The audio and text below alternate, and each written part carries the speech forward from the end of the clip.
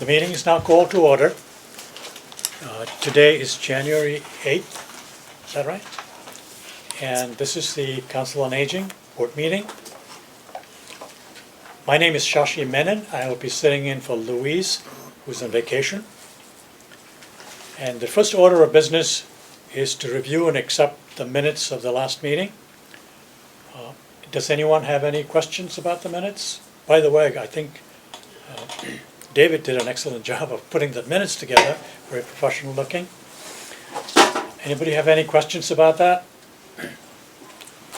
Is someone like to propose that the, No, I was just going to say I'd like to make a motion oh, go ahead, that the minutes be accepted. go ahead. A second. All in favor? Aye. Opposed? The minutes are accepted. I need to make a small change in the order of the agenda. Walter Rice will be, who is further down the line, will be going first because he has a prior commitment to go to some home visits. So Walter, go ahead. What would you like me to share? Yes. Would you You're- give us the number on which we can look up Walter's numbers? I think I got it. 5C. 5C. Can we introduce the new CMA director? Yes, I I'll let forgot you- all about that, didn't I? I was Do that waiting. first. For the benefit of our TV audience, we have our new director, Holly Luke, who will be here with David for the meeting while David transitions the material over to her. All right? Correct. Do you want to say anything before we start? I'm very happy to be here, and I look forward to working with everybody going forward. I have an open door policy, and I'm always available if anybody wants to get a hold of me and just to talk over any concerns or questions, comments. I look forward to learning how the senior center is run, and just to work with everybody going forward. Welcome. Thank you. Thank you.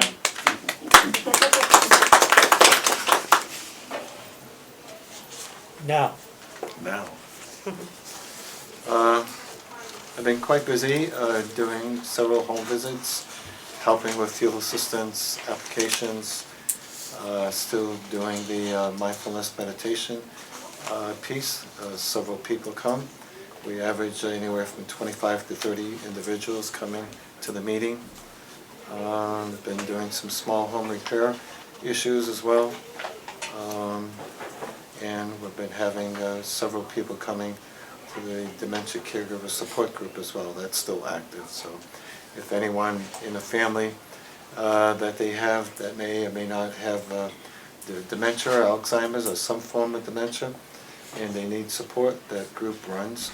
It's the third Tuesday of the month from 9:30 to 11. What else? You have any questions, Ray? Or anyone? Yes. What is the criteria for a home visit? Well, the criteria for a home visit is many people there call me up and they have issues. Either one, that they don't drive anymore, so that's why I go visit them, okay? And oftentimes I do home visits for fuel assistance. They are elders that may have some emotional issues, don't want to come to the senior center as well, okay? It can be a variety of reasons, okay? So, yeah. go ahead.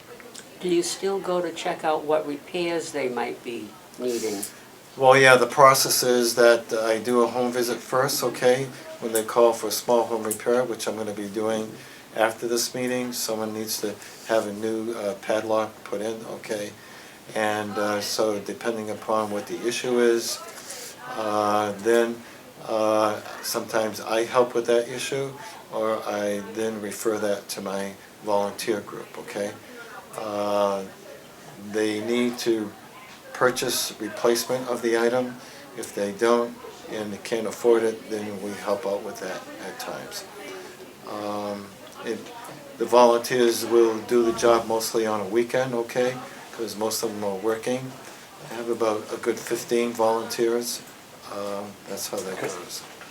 I'm just gonna keep it short. Let's see, what else? Anything else No, about? thank you. Any other questions or concerns? Actually, I have a question. Yes. How do you go about identifying people who may not be in touch? They may be isolated in some way. Yeah, that is a current issue. A lot of people isolate themselves, okay? So, the only way that we have is by this type of meeting or the newsletter that we have, you know, for people to read. But oftentimes people don't read the newsletter or either forget what the process is too, you know, so that's been my assumption anyways, what happens. Sometimes people are too proud, you know, to ask for help as well too, so. One of the ways that we can also go about doing that is working with the police department and the fire department to see if they have had any calls or if they've done any visits. So the communication will stay open between all of the departments that way. Well, what I do is I meet every week there with the triad, okay, so Yep. there's a representative from the police, fire, ambulance, animal officer, and ambulance services, where we address to see what senior issues are currently happening, so that they refer to me, and then I can make a referral or make home visits. So that's been going on since 2007. So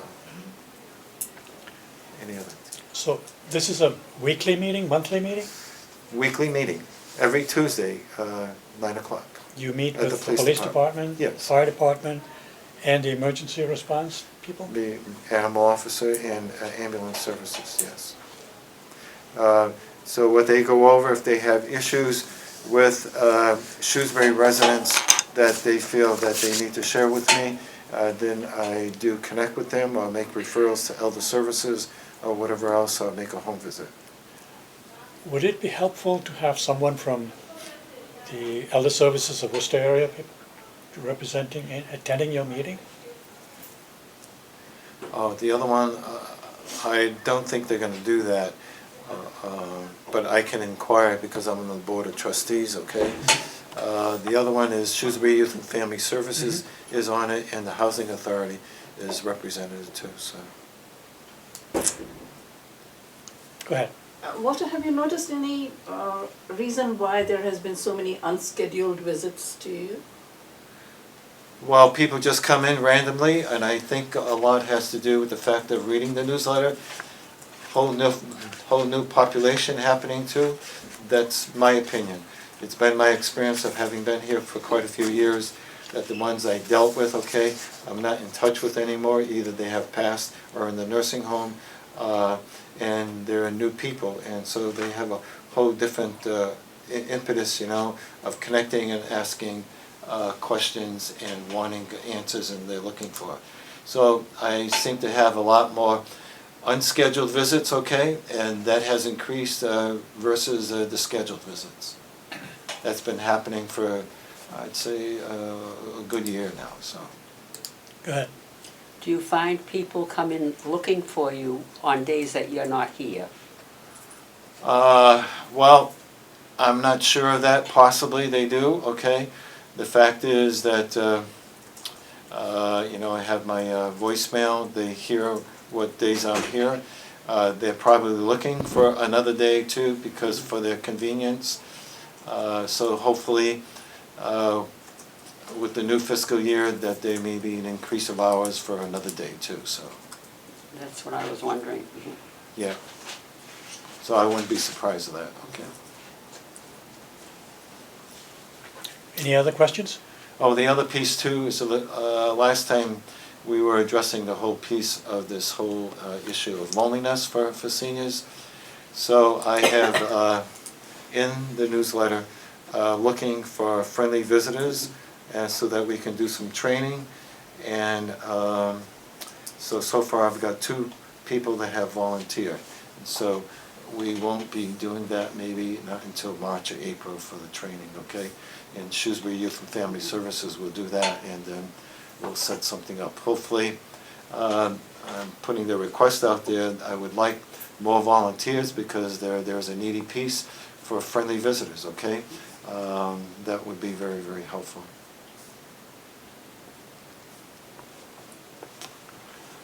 did you have a question? No. Any other questions? Right, thank you, Walter. Pleasure. Thank you very much.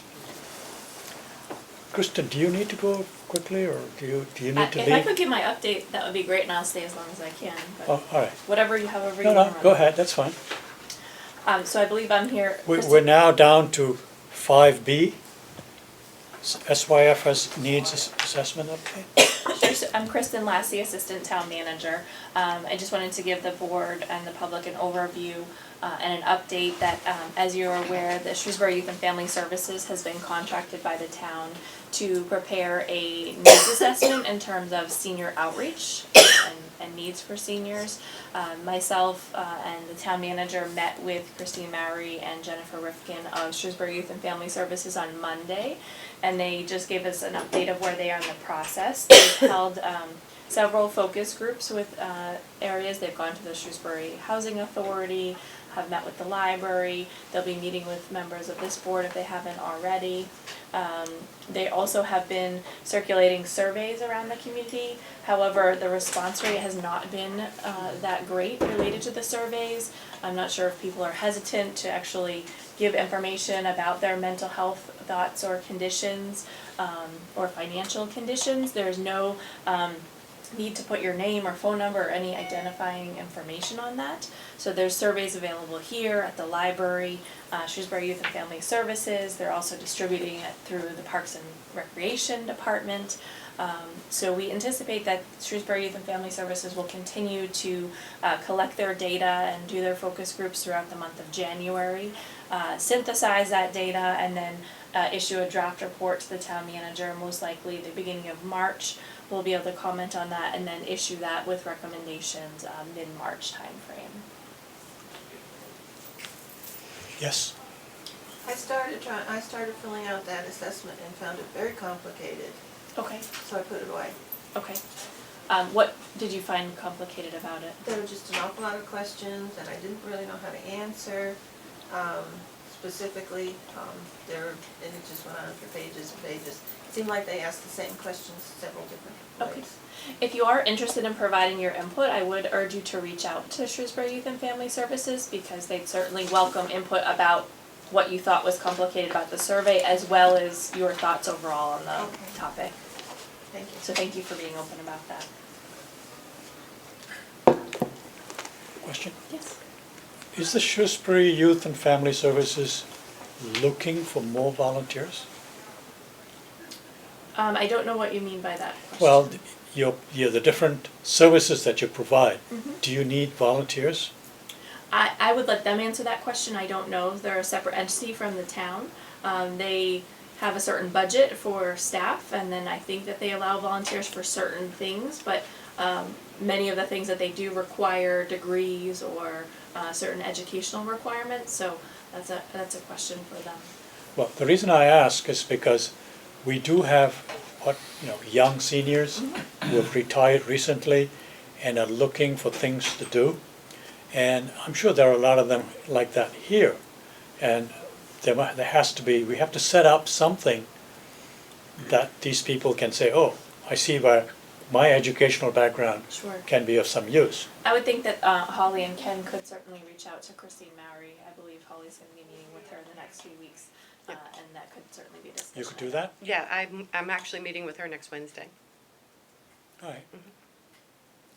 Any other questions? Well, Norma? Oh, I just want to mention, because of the title, Shrewsbury Youth and Family Services, I personally never realized that that included seniors. I always thought it included younger families.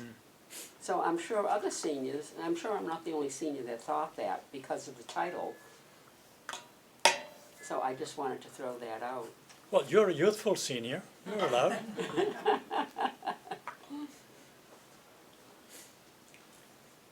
So, did you want to answer her question? I mean, is there something that needs to be done here? Well, Shrewsbury Youth and Family Services was contracted to prepare a needs assessment for seniors.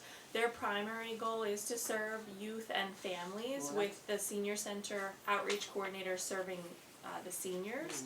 But we're at a point in time where we want to assess the needs of the seniors, and do we increase the outreach coordinator's time here? Do we go out to another organization that we might not be aware of? Do we partner with Shrewsbury Youth and Family Services, and do they include seniors into their mission at this time? So this is where we are in the process right now of study. So I was right up until this point in time then? Absolutely, yes. So similar with fuel assistance, right? So if someone needs fuel assistance and they're under 60, they go to Shrewsbury Youth and Family Services. If they're over 60, they come Right, here to the right. senior center for that assistance. Do we need to make some kind of clarification about this in our newsletter? For Is the something that survey, needs for to the be done? survey? For the survey or for Shrewsbury Youth and Family Well, Services in general? the whole dynamics of it. I mean, you just said something, if you're over 60, or then you go to senior center, if you're under 60. I mean, this has to be explained and clarified somewhere. So we just issued the new home heating booklets, that clarifies that very well. So we Okay. could certainly put something in the next newsletter that the 5th edition of the home heating booklets are available.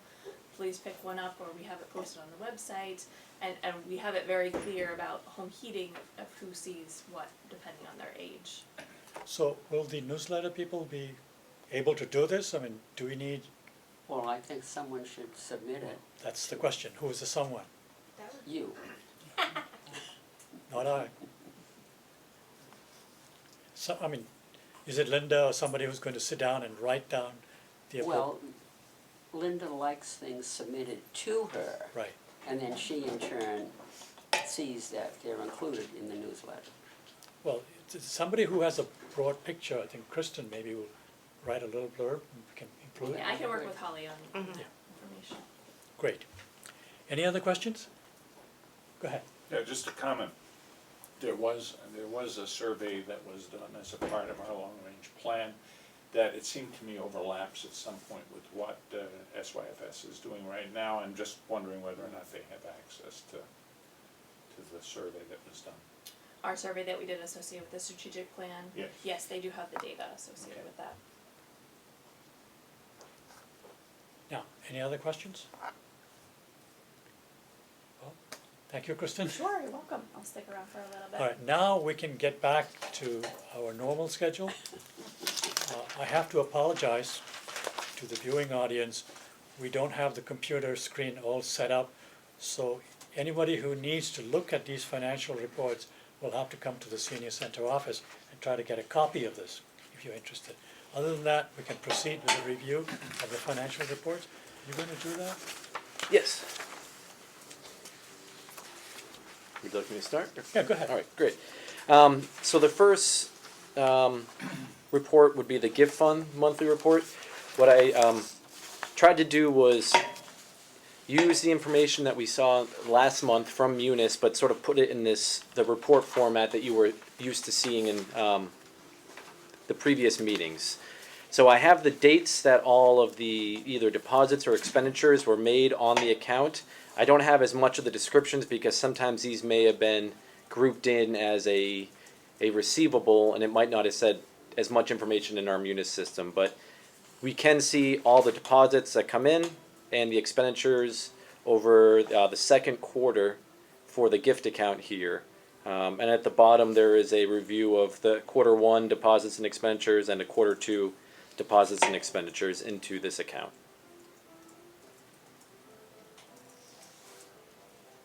And at this point in time, the ending balance is $47,133.05.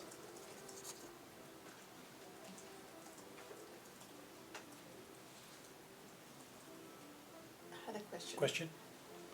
As far as the deposits go, David, does this description need to tell us where this deposit came from? We do have paper, the paper backup that will say if this was a deposit from so-and-so for, as a donation. We have that backup. It does all go to the one revenue account. If it's required to be spent a specific way, those terms will still be met. But I just wanted to show this report format that you see in the previous months.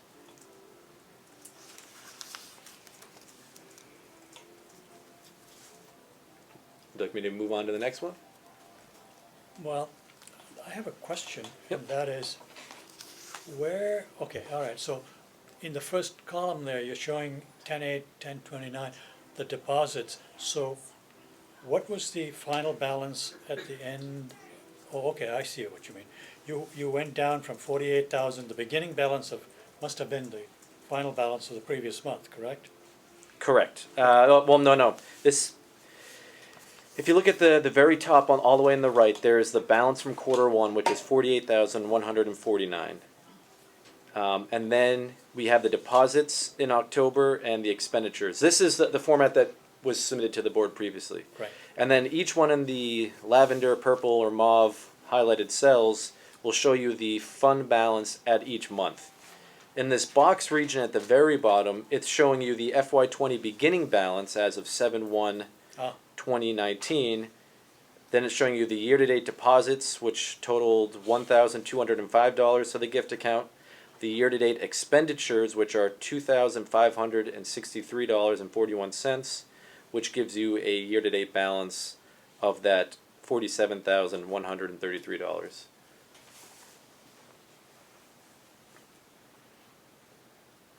All right. Anybody, go ahead. No. Well, you've listed the, in description where what the expenditures, who they were from. I would appreciate it from this time on if you could also in the description list where the deposits originated Yep. from, so we would know. I understand that, and these descriptions come straight out of Munis for the expenditures. When the money gets deposited in the accounting system, there isn't a description entered into that field. It's in the paper backup, and that could be included going forward. Right, Yeah. that's very helpful. Thank you.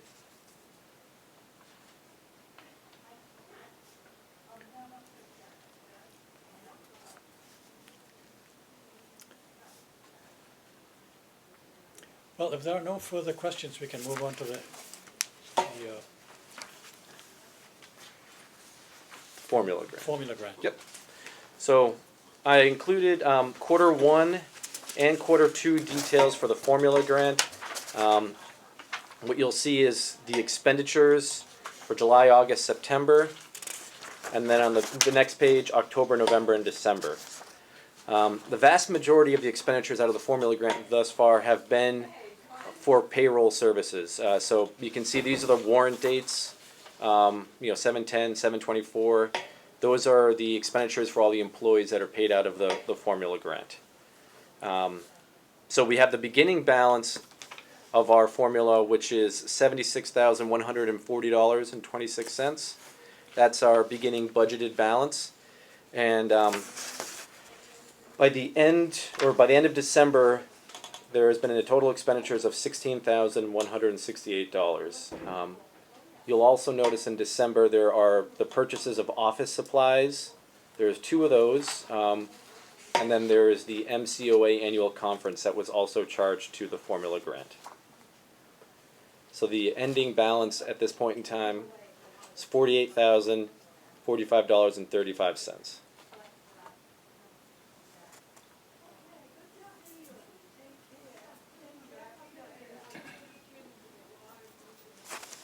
Do you have a question? Yes, I do. There was a question that came up the last time Louise was here, that we were wondering, there was like almost 3,000 that we thought we were spending towards the formula grant so that we would be using up the complete formula grant.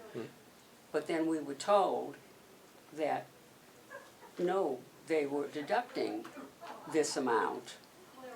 And we were wondering, what were the items that were not approved so that we were actually Giving money losing, back? so to speak, several $1,000s. And we were hoping to find that out, and we never did. I apologize, Norma, if you did not receive. I did send a communication to the board. I apologize if it wasn't printed out for you. That did detail all the expenditures that were done in FY19. I don't know how that compared to what was initially budgeted, but it shows everything that was budgeted for the state fiscal year 19 formula grant. And then there was not, it was less $2,915.74 for the total expenditures. I did make an error at the last meeting saying that was gonna impact FY '21. It won't impact FY '21, it's gonna impact this current fiscal year, FY '20. So instead of receiving $78,000 roughly, we're gonna be receiving that $76,000. Because we didn't use up. That's correct. And this, But yet we thought, remember, we thought we used up everything, maybe we went over by 58 cents or something. And I was wondering what wasn't approved, what wasn't considered, our expenditures. We did submit a list Right, of things that we would like to spend the money on. yes. And I believe some of that was rejected or not, Well, that's what I was wondering, we never found out and what there was was about rejected. $3,000 that was going to have to go back to them.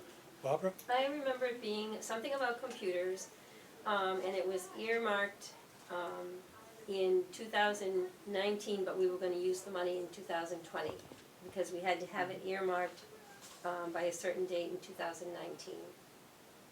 But I think that, I think it wasn't done properly. Right, it was somewhere Yes. along the line, there was a great misunderstanding and we never really found out what it was. My recollection is that we actually lost that money. I know, there, it says right here. how in much. order, at the end of the fiscal year, is that right? Go ahead. We are, the COA is required to submit this fund balance sheet. That doesn't mean that all the money needs to be spent by this year, but it needs to be encumbered or Right, in a PO. A number of POs were put in place, and they were expended out over the next couple months, like August, September, and October. Those were for maybe the computers, I think there was a table banner, it was the route match training. All those items were paid out of a PO that was established under this formula contract year, but they were paid out this year. All of that in total came to less than the full amount. And I understand your frustration. I don't have a very good answer as to what wasn't eventually expended. Because we don't Yeah. wanna make this same mistake, so to speak. Yep. Next year. This year, Yep. fiscal year, because then we'll forfeit another couple of $1,000. That's a very reasonable concern, and You know, and if we don't know, you know, where the problem is or was, how can we remedy it? want me to respond or? Go ahead. I think that's why myself, Holly, and Kristen and Kevin are very excited about approaching this new budget year and trying to make a clear list of what we want to expend out of each account. Maybe not reserving the formula at the end, but sort of spending it continuously throughout the year so we have a good idea of what we're doing going forward. And we are working on laying a very good roadmap for that. That will be included in fiscal projection 1 for the COA and its expenditures across all the accounts. So, that's a good idea, that sounds really good. The treasurer didn't realize that we were gonna lose that money back then, and also another question, it's only gonna affect FY '20, why won't it affect FY '21? My answer to the second one is because the formula grant is based off of a certain dollar amount per senior. Right. Ideally, the town would receive, we'll say 80,000 to make the number easier. But because we didn't expend this amount, they're going to reduce that. Everything sort of resets for the following year, is my understanding. Now, it also there's a census coming up, so the dollar amount could change, and it could be plus or minus depending on that as well. Go ahead. If I may. Holly. So right now, the formula grant is based on the 2010 census. So 2021, will get an increase in how much money that we will receive. It will be whatever the senior population is for 2021. And then in response to the first question, I would personally say in defense of the treasurer's office that their job is to maintain the records and review everything, but it isn't directly their task to be going after every department to make sure that they're spending as they should. That should be under the Barbara. department. I totally agree. So is there some sort of a check that we can help? Is there some sort of a review or some sort of something? Because I totally agree the treasurer doesn't need to be micromanaging every account. But so that it doesn't happen again, is there some sort of process in place? I have a question. I can help answer. Yeah, I guess in the monthly meetings, having the fund balance for the formula grant would be the best way to ensure what was budgeted and what was expended. And, working as, this would, be the director's, under the director's latitude of discretion, I guess, to make sure it happens. And as she reports back, she can make sure that we're moving correctly. Kristen? Yes, Dave answered Yeah. fabulously, thank you. I have a question. My understanding was that certain items that we had submitted were rejected. Yeah. By whom? And how did that, what's the process there? So if I may, I'm not exactly sure what you ordered, but there is, the Elder Affairs, they send out a green guide, and in the green guide, it says what, each council on aging or senior center, is allowed to spend. So perhaps if you put something in and it wasn't approved by the green guide, that may be why that money is now lost. Who compares our list against the green guide? It's however the formula grant was filled out, you check off the things that you purchase on the formula grant papers. So there might have been something that they denied once the formula grant papers were sent in. Did that answer your question? Yes and no. Because until we're really at the end mode, so to speak, of the fiscal year, we don't really know how much has been spent or how much is left, because, we just didn't know.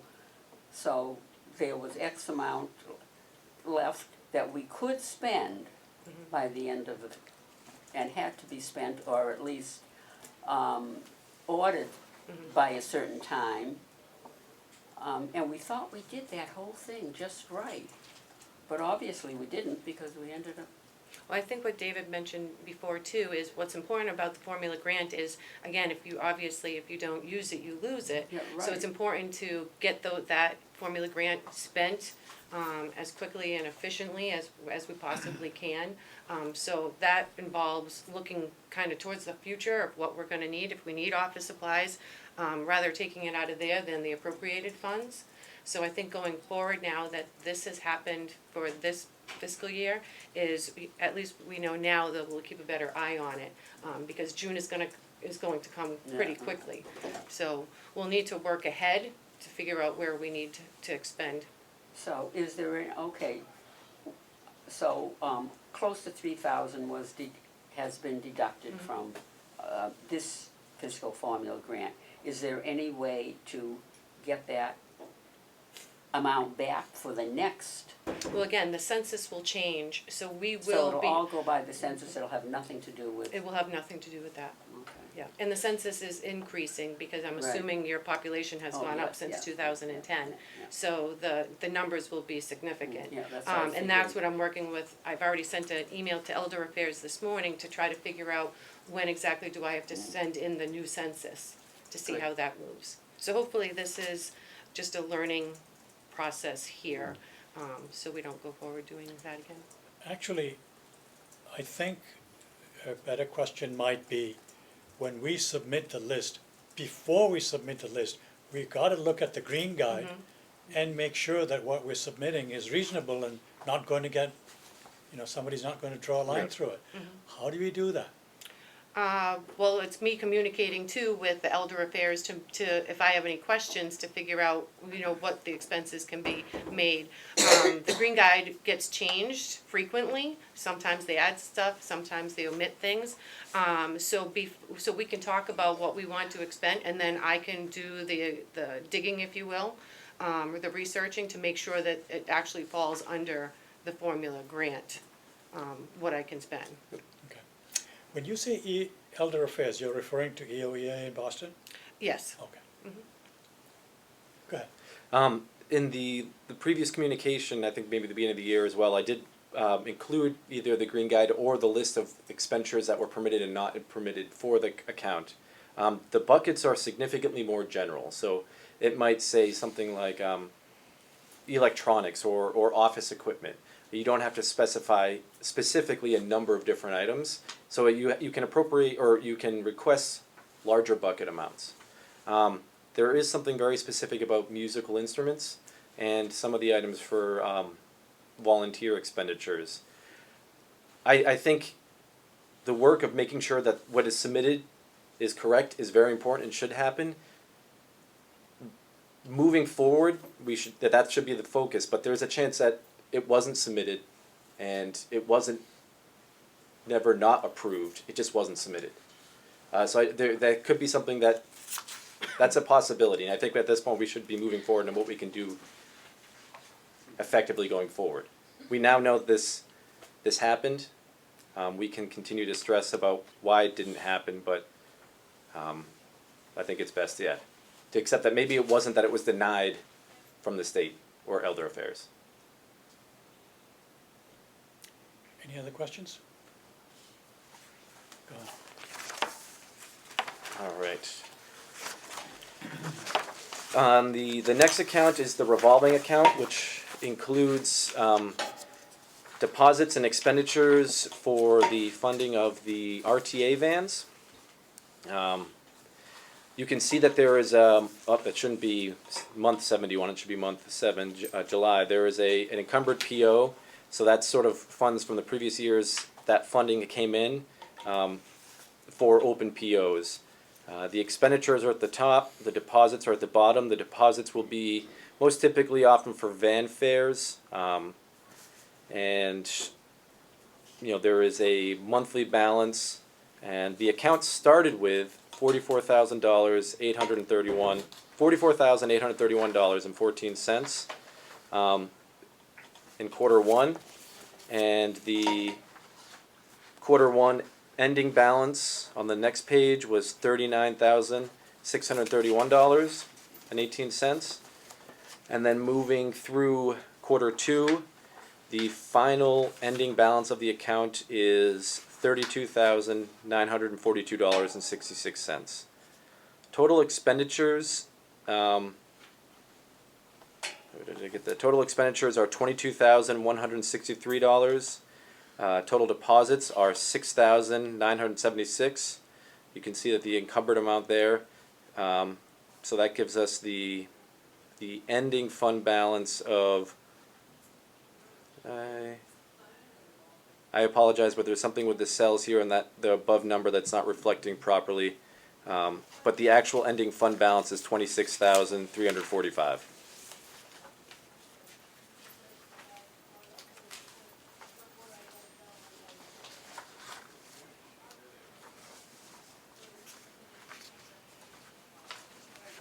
And you said this was from the WRTA?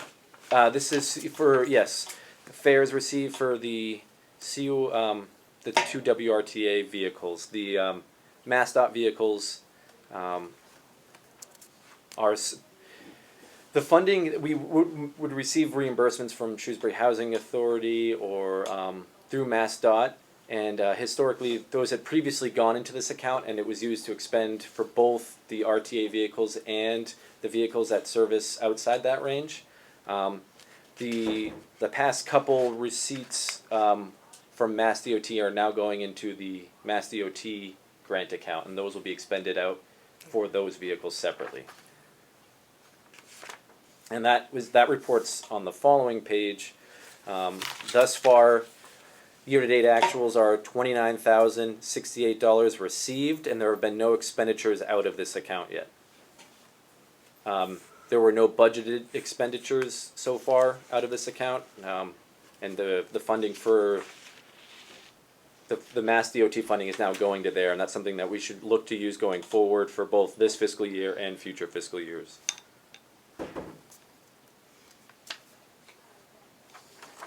I have a question, since nobody else is asking. Maybe you know the answer. What does encumbered mean in this context? a good way to think about it is a purchase order that was made in one fiscal year, and it's going to remain open to the next fiscal year, so those funds are encumbered or carried over to the next fiscal year. So it's revenue that was part of a different budget, but that's getting brought in. Does that make sense? Yep. Anybody else, any other questions? Yeah, go ahead. I think One more. that's, we should be going over, the status of the DOT I talked about in the Shrewsbury Housing Authority. We have received some funds to date. I did not pull all that together, so I do apologize. So I'm not sure where we are at with the Shrewsbury Housing Authority, but I know we have received some funding within the past month from the Housing Authority. I have a question. The funding from SHA and DOT, they have not always been prompt in making their payments in the past. I mean, SHA or Mass DOT?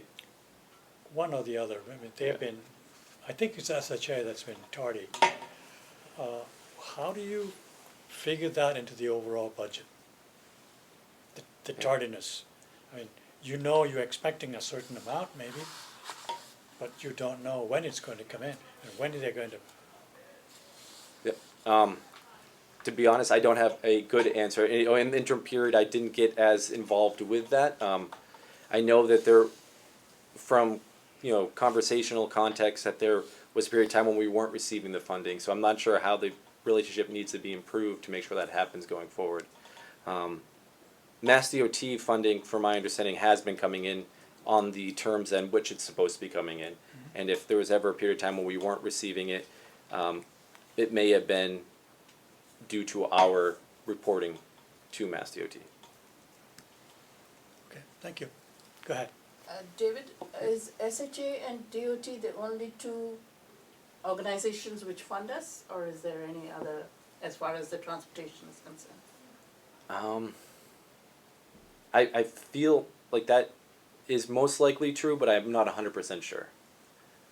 Mass DOT does fund us in a few different areas, but I'm not 100% sure.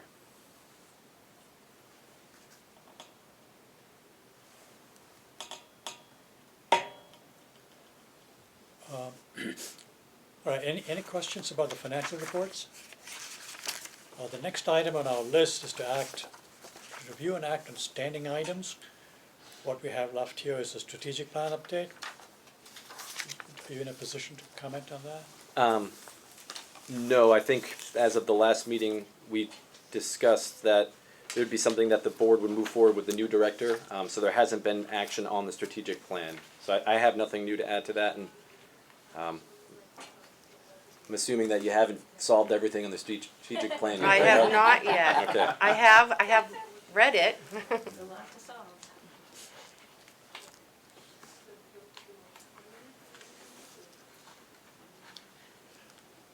Moving along, we have the review and act on program service activity updates, and I've got Kelly Landini from Orchard Grove. Hi, thank you for having me.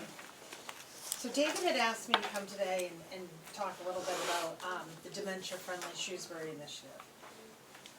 So this was something that had been started a couple years ago now. I got involved in it before I started working at Orchard Grove, actually, just attending the meetings. And then once I started working at Orchard Grove, which for those that don't know, it's an independent living, assisted living, and memory care community here in Shrewsbury. I continued to attend the meetings with our director of memory care. And there was just a lot of discussion about that there was grant money that was received and how to really talk about how to make a town dementia friendly. And the conversations that we kept having at every meeting was really how to put together an informational brochure that could be mailed out to everybody in the community that provided the warning signs of dementia, the tips on communicating, resources that families could reach out to if they needed assistance. And I think there is a rough draft of that brochure somewhere. But that doesn't really make a town dementia friendly. So myself and Brenda, our director of memory care, kind of went back and came up with a plan on how we could really do training and provide informational sessions to the town to help with that. So people can understand the disease, understand how to communicate, and then if they see someone that's struggling, or someone even with a family member in a restaurant or something that's struggling, how do we proceed with compassion instead of judgment, and how do we help those families? So that being said, we put together a training program, which we have now started training the community. We have trained first responders, the police and the fire departments. Yesterday, we went to the town hall and were able to train their employees. And we have also trained Provo Financial, who really wanted to get training as soon as possible. So the next steps now, I really felt it was important to start with the core, the force responders in the town first. Now it's to go out to the businesses. So training the doctor's offices, restaurants, banking, financial institutions. We've reached out to the schools, we're talking to them. So we're getting there, baby steps. But now, Dave, based on the conversation we had last week, which I think will be really helpful, one of the things that we designed with the help of Sharon and Kristen was something that it's Join the Initiative. So it's a handout so that when we're out talking to the public and we're going into banks and trying to get them to partake in this training, that we have something that we can show them about what we're doing here. But David and I talked about the town actually putting a letter together that's saying, we back this initiative, and my fear when I go out and try to organize these sessions with the restaurants and everything is that I don't want it to come off as a sales pitch. Please come to Orchard Grove for this training. I want it to really be about the town. So that, I think that would be very, very helpful. And other things that I was thinking about that we could possibly do is not only the letter that I could physically hand people, but getting it out there on any emails, the town website, the Southco channel, things like that. So it's very well known in that people, will approach me. What I'm probably going to do is, because I think it's important that when you do these training sessions, that they're geared to the business that you're talking to, right? So a training, an example, and role playing that I'm gonna give to a restaurant would be different than what I'm gonna give to a financial institution. So I'll probably pick some dates and then approach businesses and say, try to get everybody from the banks to come on a certain day and everybody for the restaurants to come on a certain day. And we'll do multiple sessions if we have to. So that's kind of where we are with the training piece. Another piece of that we did is we have created stickers that are for the business windows, so that once training is completed, there's a sticker that can go in the window of the business that says this is a dementia-friendly business. And once all the training is completed, then we, I think, are in a good position to finalize that draft pamphlet that we want to send out to everybody in town that will then list, here's your top 10 warning signs, tips on communicating, the resources that are available, and then also a list of all the dementia-friendly businesses, so that if I'm home and I want to take out my mother that has Alzheimer's, I know that this restaurant right here has a quiet table and a server that knows how to work with us. So I think that would be, and this is another thing that will happen. These will be given to each business that has the training. They'll have a stack so they can hand them out to their employees, or they could even actually be on the counter that people can take. It has the 10 early warning signs of dementia, as well as tips for communicating. And other steps that we've done in working with the senior center was we put together 2 informational sessions that were aired on the Selco channel. One was just a panel discussion. It was myself, it was Shrewsbury Youth and Family Services, I believe, Elder Services, Walter was there, Sharon was kind of moderating it, but it was just discussions on dementia and, again, warning signs, but also, like, I think we talked about some behavioral things, it was a few months back, but it was a discussion panel with questions and answers time. Then we did another segment that we filmed, and we picked, like 3 behaviors that people with Alzheimer's struggle with and how their caregivers can really help them. So we picked medication, wandering, and bathing and dressing. And we role played and we did like the wrong way to handle the situation and the right way to handle the situation. And so that was aired too. And the goal was to do several other informational sessions. I think they wanted to do, the plan was to do one on, you know, when you can't live at home alone anymore, what do you do? Is it adult daycare? Is it getting aides in? Is it making them transition to an assisted living or a skilled nursing? So there's several other topics. I think we could do one every month for a year. I mean, there's a lot to cover. The things that we're already doing in town, as I said, we've completed some of the training. We have the steps done. We have a rough draft of the pamphlet.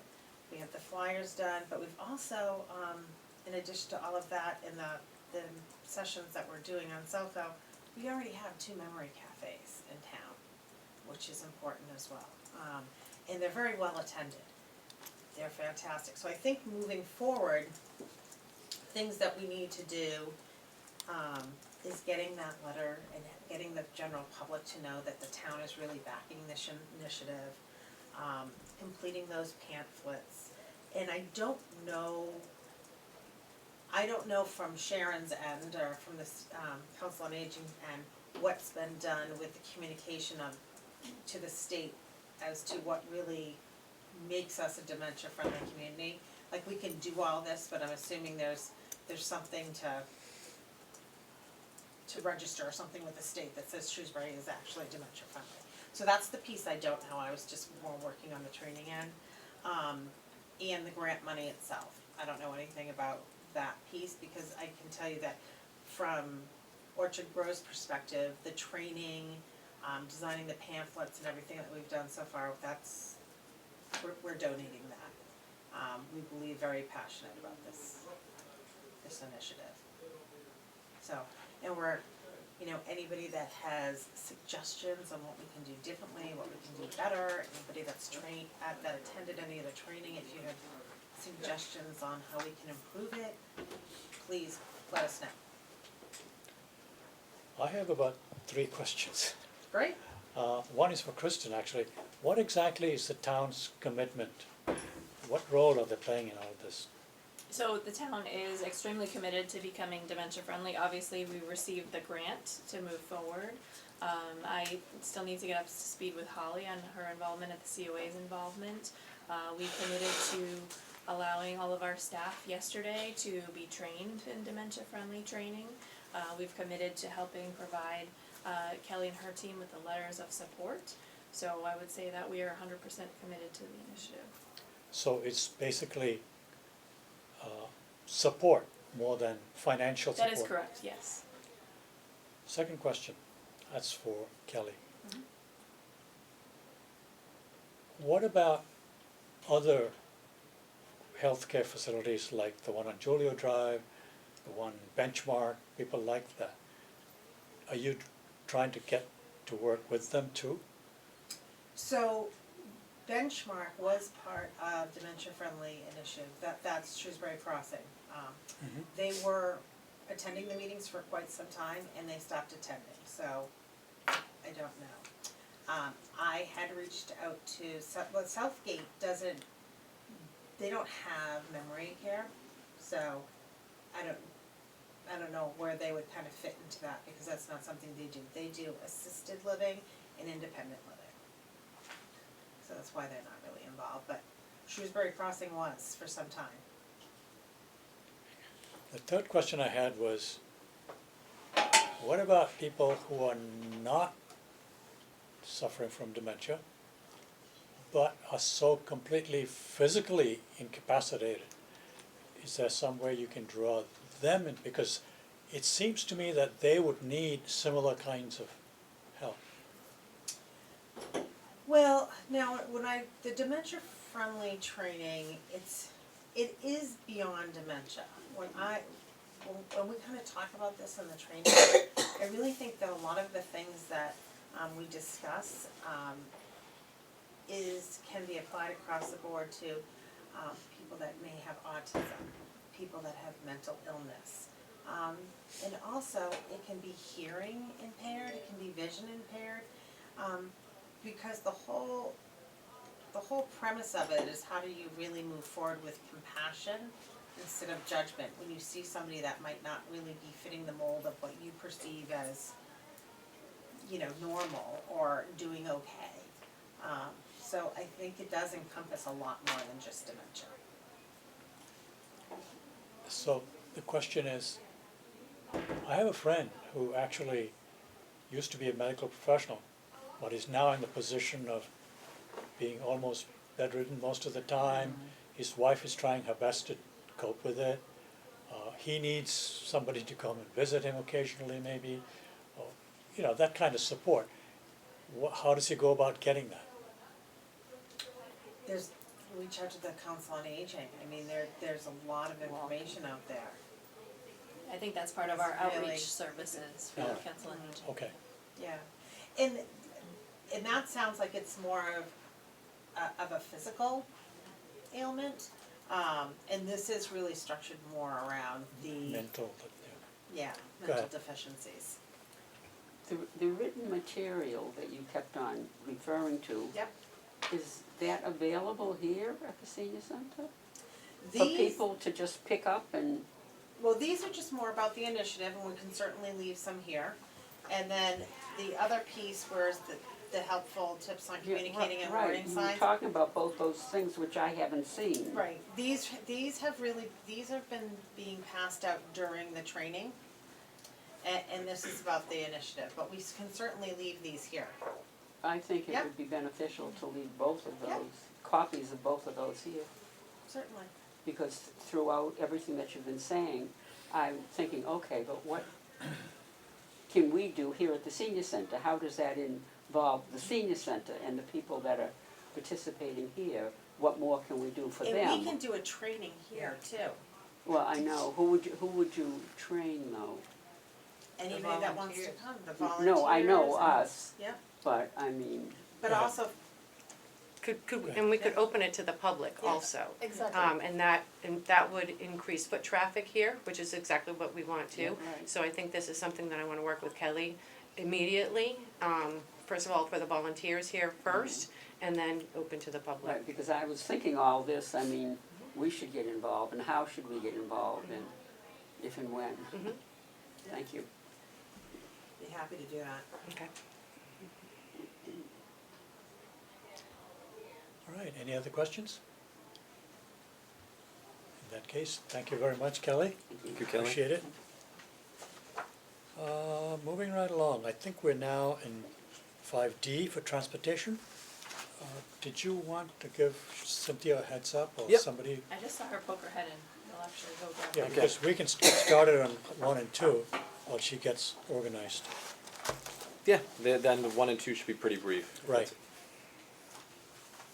Now, all right. go ahead. So, items 1 and 2, the ADA and Title VI notice and review, and the cell phone policy were requirements by Mass DOT for the funding that we receive for COA 19. These are the ADA and Title VI items were provided to us by Mass DOT. It's more of a standard form. We need to make sure that they are visible and in the vehicles, and in addition, that there is a log of complaints or any matters at the front desk.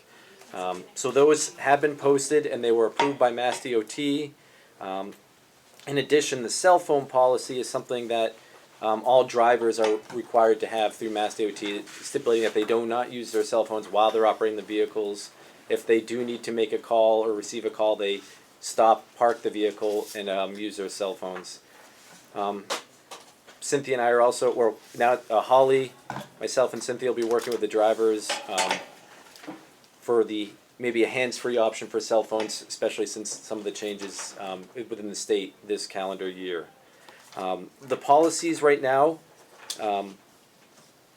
it would be ideal if the board had any comments or any changes that would be necessary, but also to acknowledge them so that the state would be aware that these policies have been made public to both the board and the community.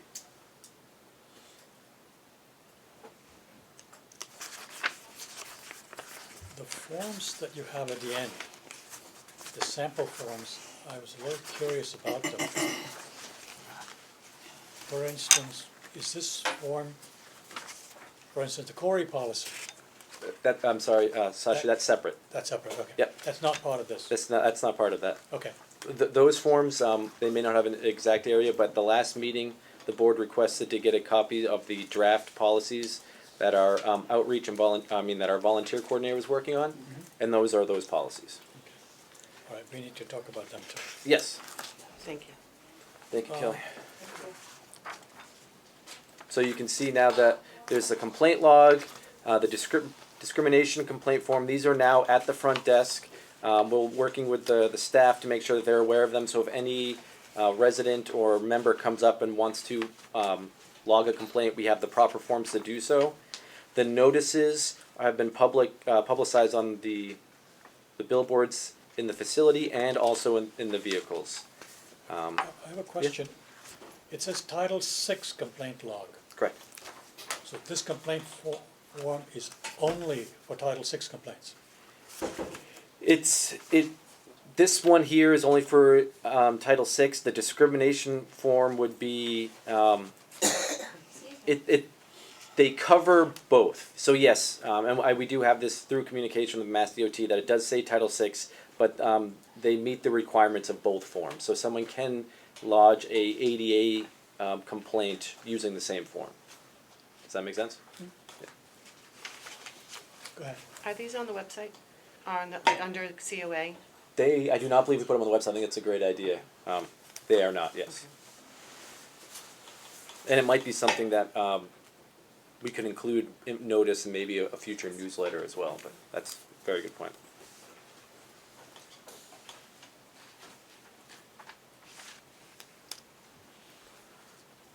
And that's what I have on those policies.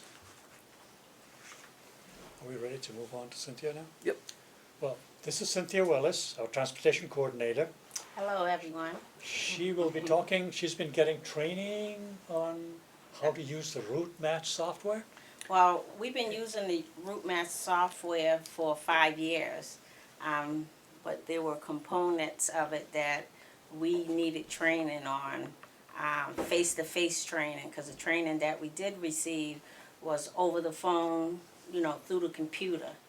So we didn't have all the training that we needed. So you want No, to go go on? ahead, go ahead. Okay, so we had Nathaniel Clark come out from Route Match. Route Match is located in Atlanta, Georgia, and he trained us on a variety of things. We have they call it a RSE scheduling engine, and what that scheduling engine does is that we put all of the trips into the computer, and we set up the date that we want the computer to put the trips in order and by time, and what bus it's going to be on. So basically we put it in. It usually takes about 2 to 3 minutes, and then it'll put the trips in a order with the time as to where to pick them up, where to drop them off. And the way that we've been doing it is that we've been setting it up on one van. That has always been set up, but it wasn't working properly. The times were like picking somebody up here in Shrewsbury and taking someone to Worcester State College out that way. May Street, it would say that it's going to take 15 minutes. But you and I know that you can't get from Shrewsbury to Worcester State, in 15 minutes. So with Nate coming out, what we did was we put all the trips in, I did a schedule, and I showed him where the problem was.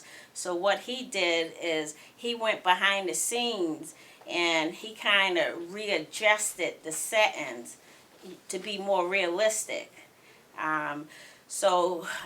During his time here, he was here for 3.5 days. During his time here, he worked with me twice, and he reset the settings. So now it's working a little bit better, but it will need some more tweaking. Okay, but it is at least putting them in order. But the way that the system is set up is that the system is supposed to be able to do 80% of the schedule, and then I go in and do 20% of the schedule. But we're not there yet. I'm gonna say it's kind of doing more like 60%, and I'm doing 40. So he can fix it from his end, okay? But now it's at least working better. Okay, so because it came to a point where I stopped using it because it wasn't working, but now I'm using it. Okay, so it is helping me, but it does need some more tweaking. So that was one of the things that he did. Did you have a question? Barbara. No, keep going. Okay, so that was one of the things that he did. The other thing is that after getting Route Match, we had purchased some tablets that they had given us some training. Again, it was through the computer, and at the time they gave us the training, it was me and a couple of other staff.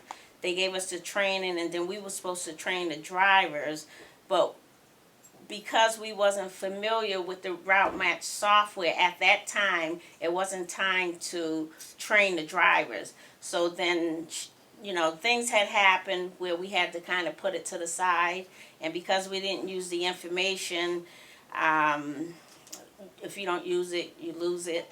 So basically with Nate coming back out, what he did was he set up 3 sessions where we were able to train the staff and the drivers. Okay, so everybody is trained. We had 2 new drivers that have come on since then. So and also Nate gave us a packet where we were able to follow, you know, through these slides as to how to do it, and we had hands-on training. So we found that having him here with us and doing that, it made it more easier and more simpler. So now we've been using the tablets, I'm going to say we're going into 2 months, okay? We're hoping that at some point in the near future is that instead of us giving the drivers, because we're still giving the drivers the paper schedule and they got the computer schedule, but at some point, hopefully within the next month or so, that we can then give the drivers like 1 sheet of paper with all their passengers on and take the paper schedule away, and they'll just be using the tablets. By having the tablets are catching real-time information, meaning that for every stop that they go and get somebody, the tablets is keeping like the mileage. When they pick up the person, they have to press a button saying, okay, we picked them up, and then they load the person, we drop them off, and then they move on to the next stop. So with the tablets, when we go to our verification piece, which is a different segment, the information is being caught in the tablets that we could easily go in and grasp that information in order for me to do reports. So I haven't started getting the information from the tablets yet. What Pat has been doing is every day that the drivers go out, she go in and check and make sure that the information, you know, is correct. And if she has to make any changes, she makes the changes. So that's the verification piece. And like I said, we're hoping that I will be able to get that information save time so that I can get my reports done in a timely manner. There is a couple of things that, with getting the information into the tablets, that I'm able to do reporting and billing. And that's something that Nate and Route Match is in the process. I told them the information that I needed, so I'm waiting for them to create these reports so that I can use that data to do my RTA reports. And I'm not sure if they're going to be able to help me with the state reports, because Mass DOT, the information that they ask for, is a little more complex than what the RTA asks for. So that's where we are with the You have a question? tablets. Barbara, you have a question? Sawyer has a question. You said you're able to do 60% and 40% is still. Yeah. So for the next 40%, do you need further training? Would we have to call him back? to No, do no, no, further no, training? no.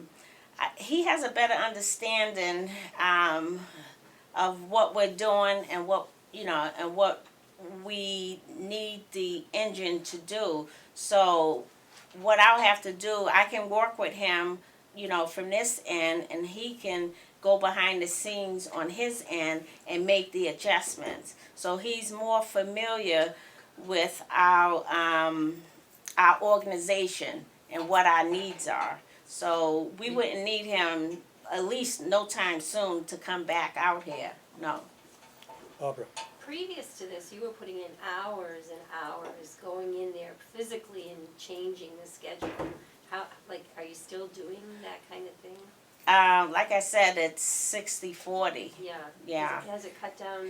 It has cut down some because now I'm using that scheduling engine. Right. So I'm not, before what I had to do is that I had to put each trip, like on the 3 vans that we're using currently, I had to put the trips on, like the Worcester vans, I'd have to put those on the Worcester bus, 1323, the in-town bus, which is 1536, I'd have to put those trips over there.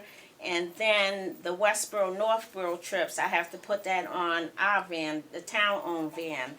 But right now, the only trips that I'm really moving over is the Westboro, Northboro trips, because they're a little more complex. But for the Worcester and Shrewsbury bus, I'm doing the automation. So I'm letting that scheduling engine do it. So it puts them in order, and then I review it. So that's where I'm 60-40%. So I'm not using, before I was using like, I'd say about 4 to 5 hours of my day. So I'd say now I'm like at maybe 2.5 hours. That's pretty good. Barbara. What can we do to help do it be even better? What Well, do you actually, need? what we need to do is to figure out how we can reduce the 40 down to Like, 30 or what can 20. we do to help that you would have? The 40% that's yeah. being done manually. Well, what I need to do is have, I guess, set aside some time so that I can contact Nate or the support over at Route Match so that they can, you know, go back in and, you know, do some more adjustments. But my day is very busy, so finding the time, you know, to do it is the problem. Does the times of the trips need much adjusting now? Or are they pretty accurate? Some of the times, like I said, I'm at that 60-40. Some of the times, Well, I didn't know if that had to do with the time each trip took, or if that has been straightened out. You know, that they were saying 15 minutes from here to Worcester State. Now, oh is that time no, those correct now? the times are much better. Yeah, the times are much better. It's more realistic, more real time. They don't need any more tweaking. Oh no, no matter what, it's gonna always need Oh, I tweaking. know, it's So gonna- basically, I put it in the computer. I let the automation does it, and takes about maybe 2.5 to 3 minutes, to put the trips in order. And then what I'm doing from beginning to end is that I'm reviewing it to see, if it looks okay. And then if I see something that needs to be changed, I go in, change the time. So I go through the whole schedule, but it's not like I'm going from one person to the second person. So I can go down a little more quickly through the schedule and adjust as needed. Well, when you change that time one day, one time, is it automatically changed for the next time that same trip comes up? Or do you No, have to keep ev- on doing it? Every day, every schedule, and every day that we do the schedule, it's different.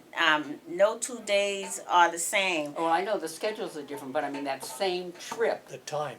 the time. No, the that you- times are always changing because you never have all of the same people. But let me answer it this way. There are some people, like grocery shoppers, that go shopping, the week in and week out, and most of the time it's the same people. We have some people that we know that their times are not going to change and where they're going. So we have those people pre-scheduled. So they're already scheduled on the bus. We have people that go week in and week out, same place, same time. So all of those people are already on the bus. So those people don't have to be moved over to the bus.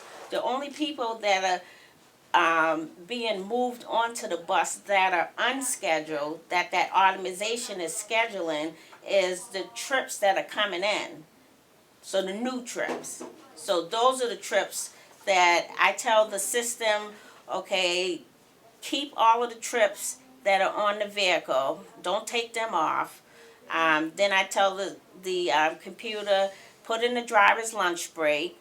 And I tell the computer to automize this bus, and I put them, it's like putting it in a block and trying to put them in order.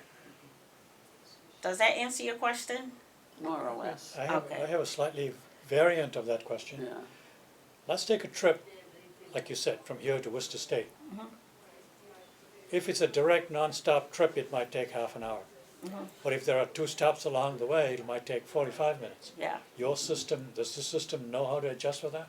Yes. Yes. Does that answer your question? Yes. So there's Yeah. Yeah. the system is capable of learning. Yep. Okay.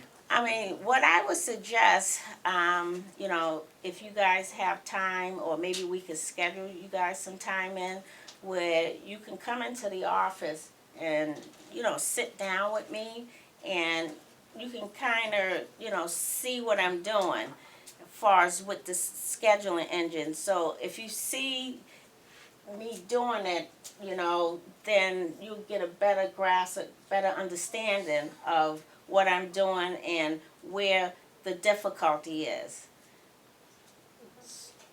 So if that's something you're open to, we can set up some times and do that. That'd Okay. be really interesting. Okay.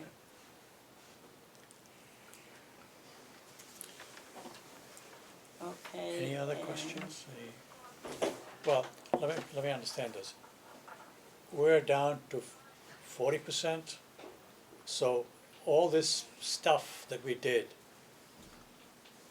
the money that we paid to get this training and all that has brought us this far.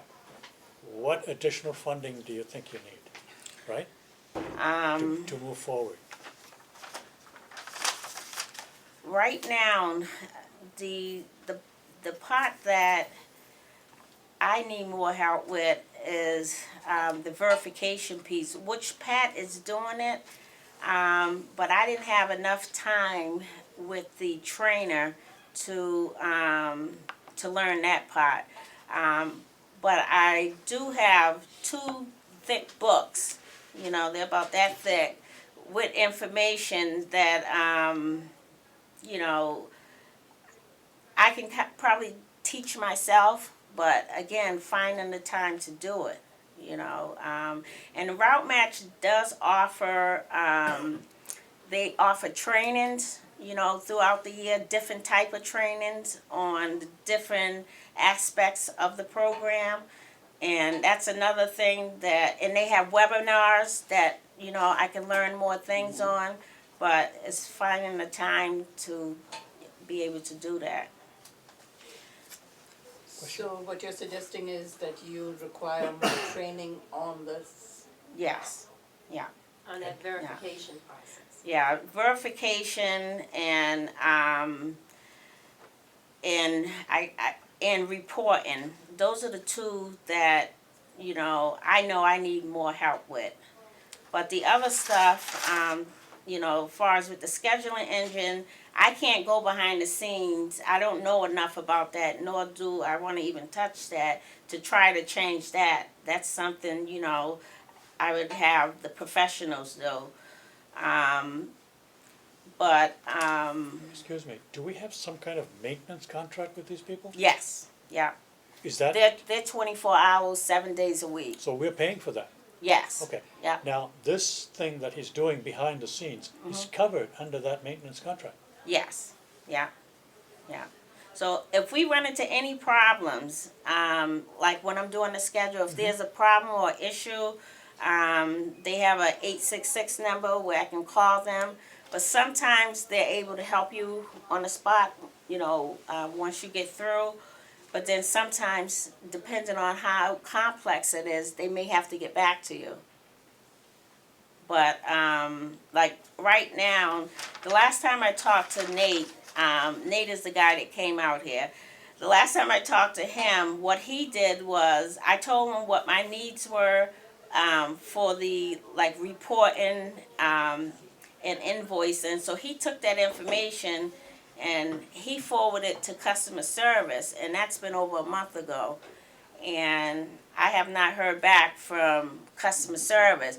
So what I have to do, again, is find the time and run them down to get the information because they have something I need, Excuse me, you said something interesting. You said customer service did not respond to you. Well, they responded to me in an email. They kind of gave me like a ticket number, okay? So when I say respond to me, they never called me back and said, okay, we've been working on it. They did not fix your problem. Right, correct, right. So I have to follow up with them. Go ahead. Is the verification, is that what you're talking about that you do at the end of the day to make all the phone calls to make sure everybody is, you said that that's where you need the help with the verification. Is that making sure that everybody's still using the bus the following day? No, the verification piece is done after the trips happen. Then you want to verify that the information, because some of the stuff that could be wrong with verification, and that comes from the tablet, okay, is the driver could be putting in the wrong mileage, or a trip may still be on the schedule that didn't get canceled, or something along that line. So you want to make sure that what the driver have in the computer, it's like reviewing, doing a checklist, reviewing to make sure that it's correct. So you're just going through the schedule to make sure, okay, that happened, and if you need to make any adjustments or changes, you make those changes. So right now, Pat is doing that piece, but I have to get with Route Match so that they can pull these reports, because they're supposed to set up the reports, okay, so that they can set up these reports so I can then get that information and I can put it into my report. Because basically what I've been doing over the last 20 years is basically going through each and every schedule after the driver's finished, okay, and say, okay, I have these many people over 60, I have these many people under 60, I have these many people non-disabled, these are the total trips, how many of them were ADA, over 60, under 60, how many wheelchairs, how many PCAs, companions.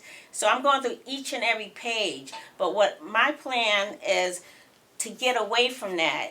Okay, and that's where this Route Match system come into play, where it has the capacity as long as the reports are set up to grasp that information, which in return will save me time from sitting down with a volunteer or staff, putting it on an Excel spreadsheet.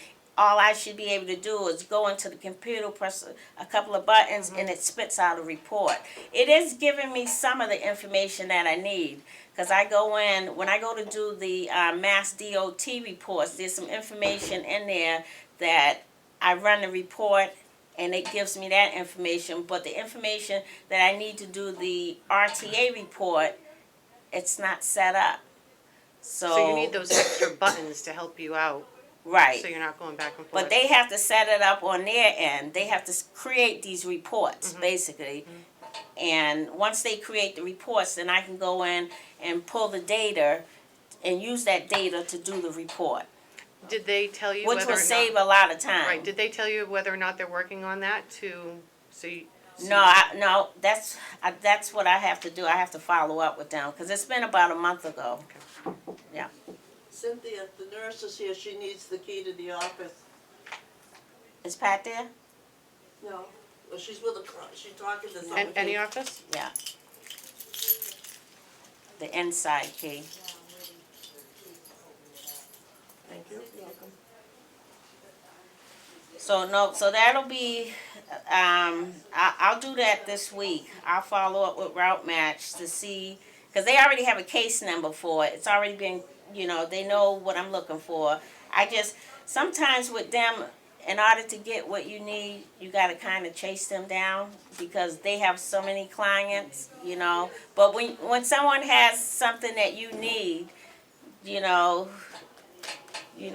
to be persistent and go after them. But we pay for it.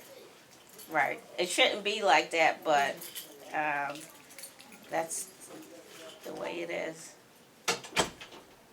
Yes. I'm curious, how many trips or customers do you have on average per day?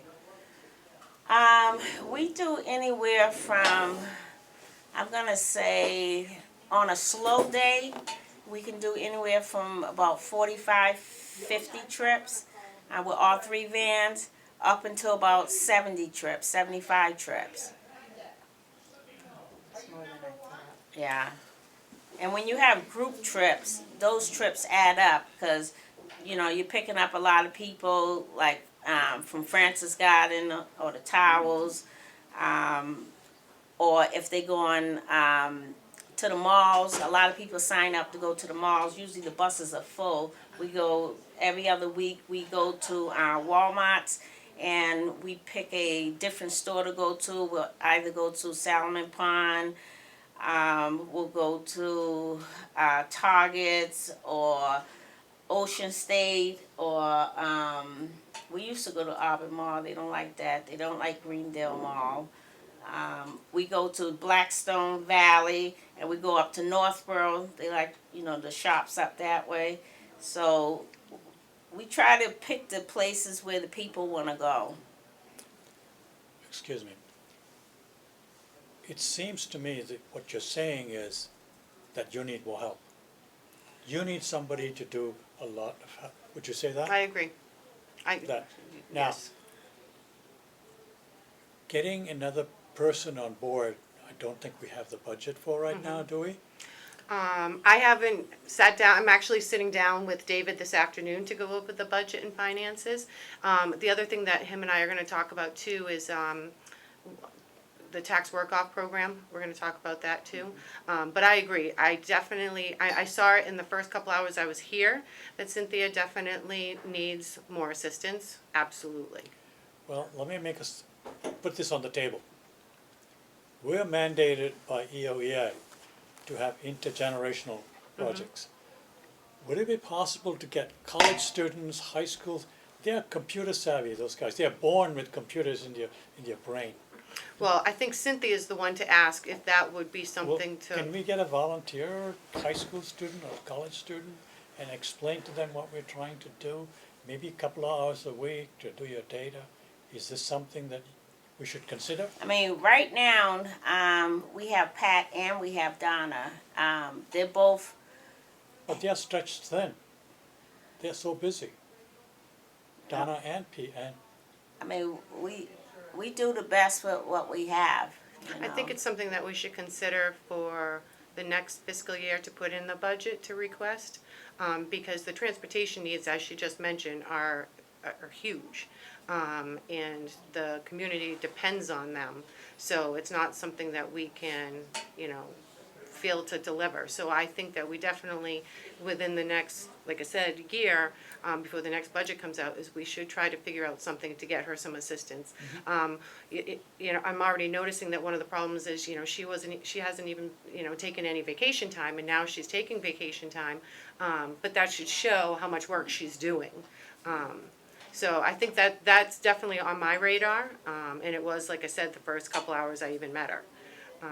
So I think that's definitely, in the meantime, we'll try to get you some more extra help, try to maybe alleviate some of Donna and Pat's other responsibilities so they can help you a little bit more, since they know it better. And I'm willing to obviously help anything that you need. So I think we just need to keep that communication line open. And if you need help, I can make phone calls to WRTA, I can do route match, I can, whatever, if that would help kind of move your ticket along, we can get that going. go ahead. Yeah, the general pattern is we're understaffed, period, up and down the whole department. One of the things, because I'm so busy, and like I said, I mean, I could read some stuff and, and better absorb information in the route match manual, okay? But when I'm here, there's a lot of distractions. But I do my best to, focus in and, get the task done, because the schedules have to be done by a certain time. I try to have them ready no later than 3 o'clock, because if the schedules are not done, then the calls are coming in at the front desk, the receptionist, they get a little antsy, the calls are coming in. But I always tell them, don't worry, if you guys don't make the calls, I'll make the calls, because I can't leave until the calls are made, and then I gotta call the drivers to let them know what their pickup time is.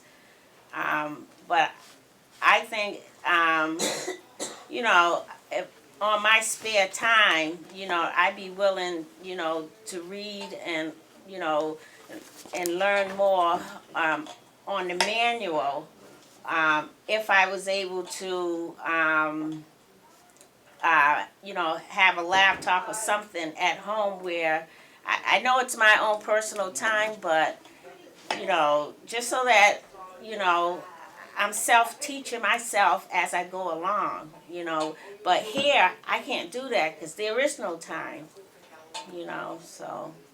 And if I might, one of the things that Cynthia just mentioned that I noticed too is that, the area in which she works and Ken works, it's very busy. We have people coming up to the window, and she does have a lot of distractions, which, imposes on her lunch breaks and things like that. So one of the things that I told her that we would try to think about is how can we kind of remanage the senior center to make it more adaptable for her, even if that's maybe coming up with another place to move her office. I don't know yet, I haven't given it much thought, but definitely Cynthia and Ken, they definitely need a quieter place to work.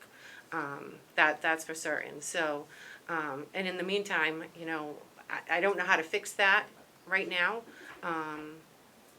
but I want you to know that I am looking at that, and I want to be able to work with you going forward to try to delegate some responsibilities.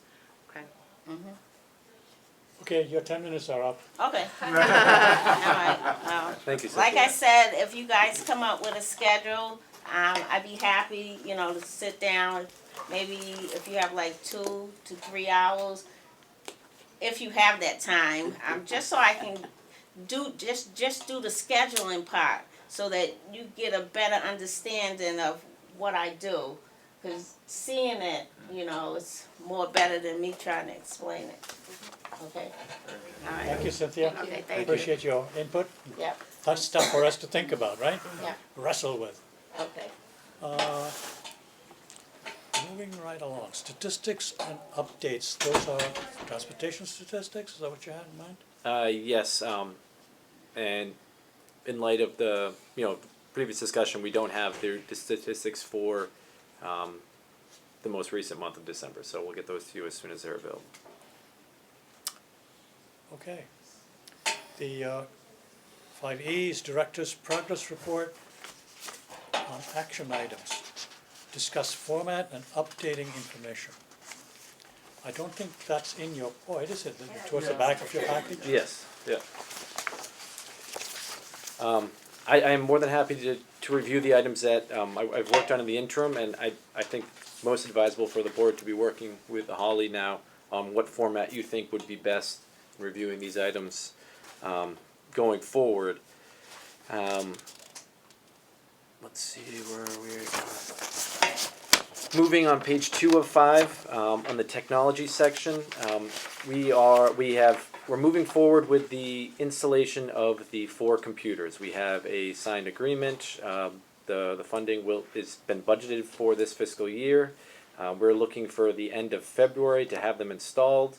We are going to have a internal meeting with the COA, our IT office, the Public Facilities Office, and this vendor to make sure that we have everything in place we need. Making sure that the wiring, routing goes to where it needs to, making sure that all the end terminals are what they are necessary, and then that there's enough space in the boiler room.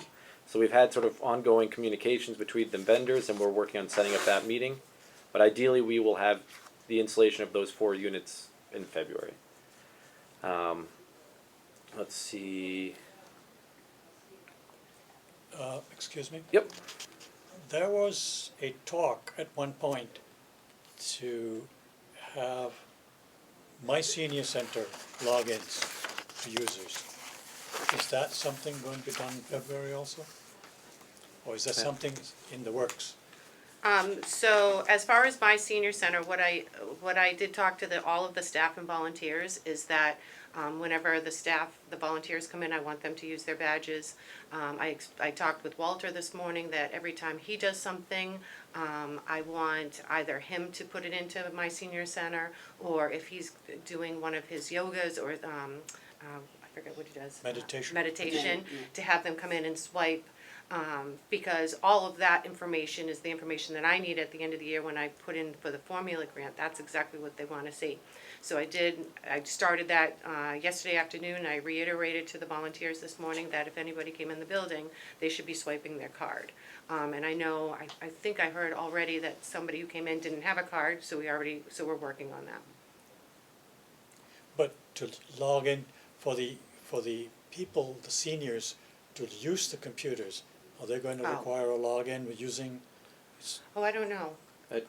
Something we had talked about a while back, that if you, when we talked about this last year, whenever it was, we talked about a system similar to what the library has, so that somebody who logs in will see a login screen, welcome to the library, yada, yada, yada, and you have X number of minutes. We don't have to have X number of minutes, but something similar, so that we have one level of security to prevent tampering. Well, I think there would be security on there already. That can be something that's reviewed and discussed with the vendor, because Northeast IT services COAs in libraries, and they're used to setups like this, so that's something that can be discussed. See, the only problem is, in the library, you have a library card, and use your library card number to log in. We don't have any such thing, and I don't expect that our elders are going to want to enter a 16-digit number. So that's why it would be convenient if they could just use their My Senior Center card to get to use the computers. So I can contact the company to see if if something that they do. I don't think that it's something that they offer, but I don't know for certain, so I'll ask them for sure.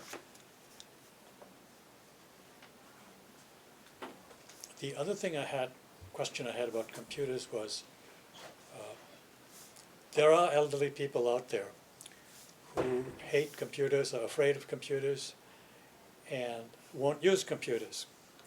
So since that is a means of disseminating information, we should encourage them.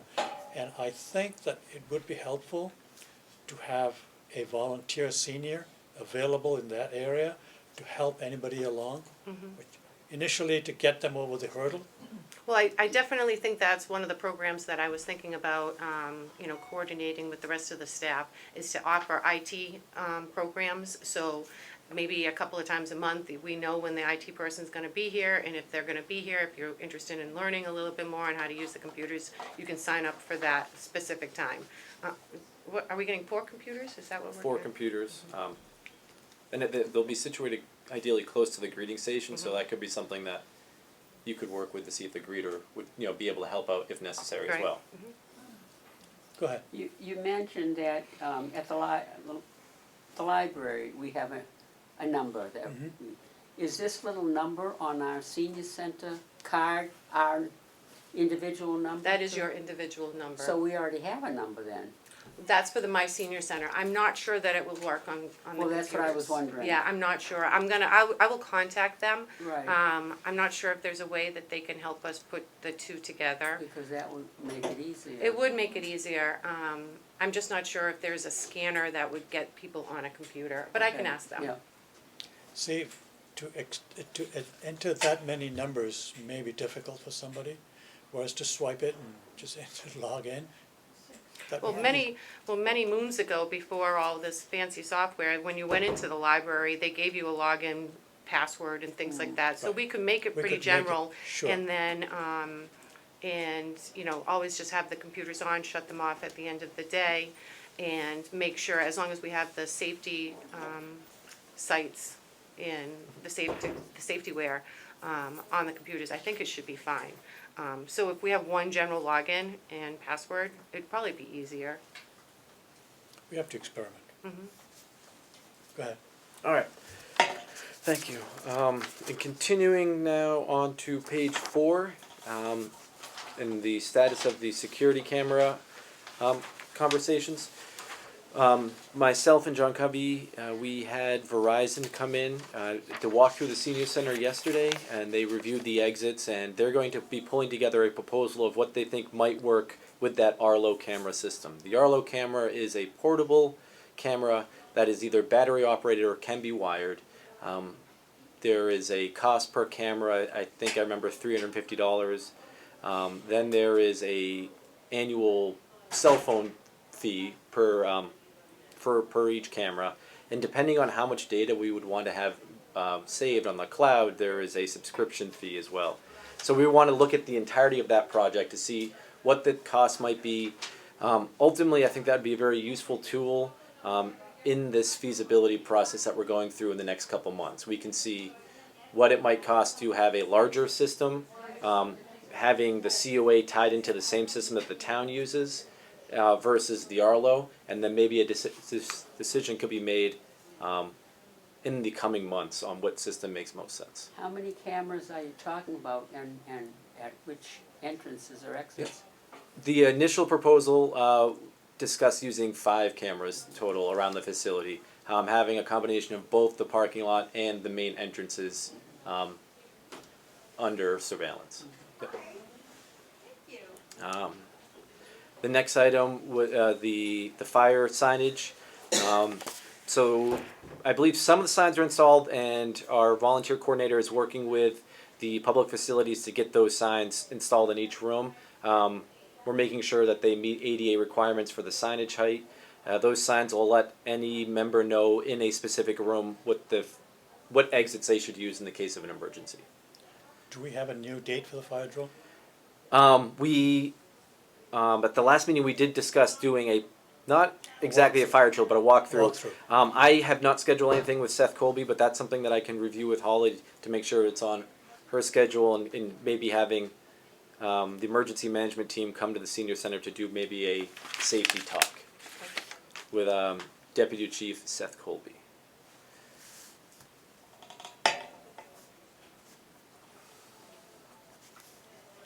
All right. think that in the items that I was working on to the interim, that sort of encompasses the work that may have been adjusted on this schedule. I have a question. Yep. Further down, we talked about the security plan, and we don't have a security plan. And we were going to talk to Southgate. We had a meeting there was a meeting last year, was it? No, it was in 2018, wasn't it? When we had the police department, the security people come in here and walk through. Was that 2 years ago? I'm not familiar, was not involved, so, yeah. Anyway, this came about as a result of an article.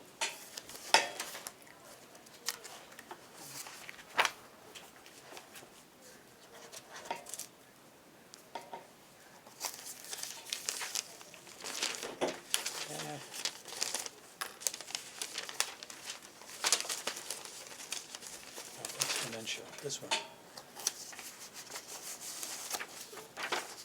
Stephen Rocco. Yep.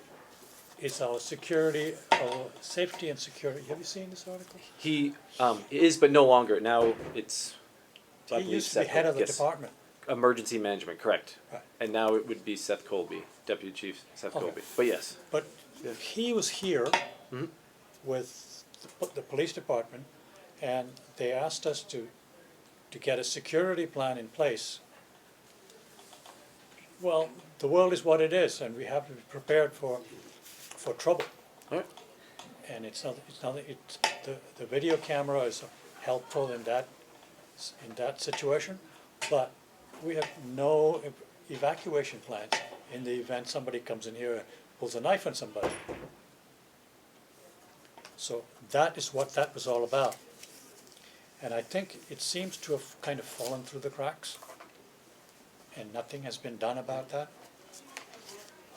They, in connecting with Seth Colby, we can also discuss plans like this and reaching out to other communities to see what they might be doing in their senior center. I believe Sharon may have gotten some stuff from Southgate, but as far as modifying it, using it for our purposes, how we're going to have a security plan in place, I still do not know. We're still waiting. We're waiting on that, right? And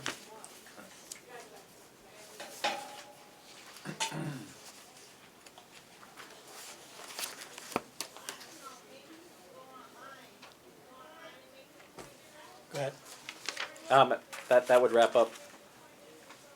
I have a generic question, but what we talked about yesterday, David and I talked about briefly yesterday, that the goal is to make this action item list go away, so that all we have to do is to communicate to the senior center staff, and we wouldn't have to monitor and do all this stuff. But the thing that I'm concerned about is the Building Oversight Committee. Now, the Building Oversight Committee is now non-existent. They're defunct, primarily because they submit lists of things to do, and they're unhappy that they feel that they're being ignored, correct? I feel that nobody is taking it seriously at all. So somehow we need to work on a mechanism whereby we report to you what we feel are important items and how we're going to, how these are going to be addressed. The other thing that I was very upset that I told David about yesterday is, if you look at these director's report, each month we get a new version of it with a new date and no explanation as to why we slipped. And okay, we will have it done next month because, and then if next month doesn't happen, I think we would all like to know why. Barbara? I feel that we're starting again. I feel that what happened before is now gone. Right. And we're starting again, because we have to start moving forward and not keep looking back at what hasn't happened, because it didn't happen and there's nothing we can do about No, that. I'm not disagreeing with you at all. Yeah. All I'm saying is the list in its present form, it doesn't really do much. Right, We so- have to come up with a new, like you said, a new way of approaching issues that need to be addressed. Go And ahead. as far as the building oversight committee, different issues would be, that we felt were being found out, fine, we might discuss it, but then the building oversight committee would never get any kind of a report saying, well, this is being done, or this, we would never hear the final of anything. I mean, you talk about things and you'd never hear,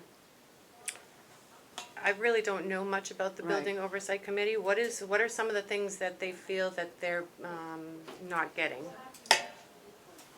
You're on the committee, right? yeah, right, well, we're not getting. Well, I mean, okay, security cameras was one thing. Well, we never heard, the building oversight committee, the person that was in charge especially, would never get any kind of written report as to how things stood. I mean, you just wouldn't know, it was up in the air. Just some other things. Excuse me. One thing that they were quite upset about, you never did like this monstrosity piece of furniture out here. We agreed that there should be a greeter's stand, and we were looking for something smaller and fit in with everything, and somebody just decided, without contacting the building oversight committee again at all of a sudden we see this So I'm piece of confused. furniture. Does I the mean, Building it's- Oversight Community still exist, or it does not exist? Does not. It It doesn't, doesn't. Okay, so- because the people, and Okay. actually, to me, I had been on the building oversight committee for many years, Okay. and the group that were leading it, it was the best. They I mean, they were really here all the time, they were looking around, they were finding many different items, and I thought, well, we're really accomplishing something. But then they were so discouraged. So they more or less said, well, we're gonna wait for a new director, and then we'll decide whether we wanna be involved in it again. Okay. And that's kinda where, Okay, so right now, anything that happens within the center is up to the COA board, myself, and the rest of the staff, correct? Yep. Okay. Go ahead. One of the things that the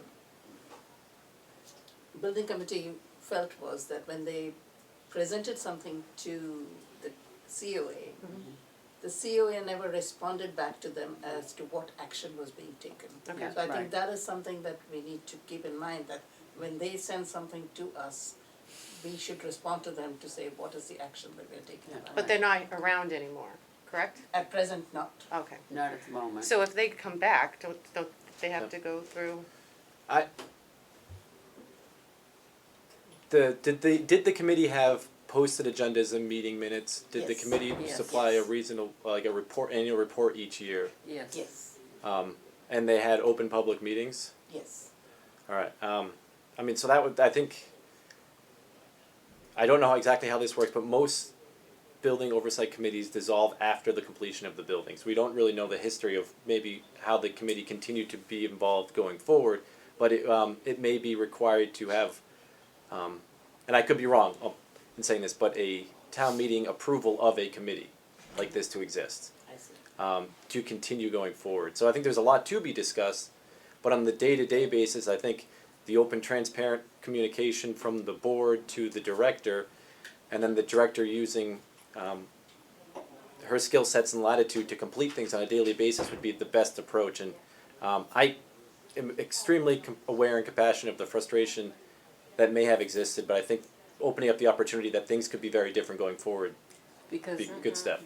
the type of things that were accomplished, automatic door open here, we never had that before. It was the building oversight committee that suggested that. There were other, in the bathroom areas, the way, where the where the paper dispenser was, it was in a crazy place. It was the Building Oversight Committee that initiated things like that, and things were accomplished.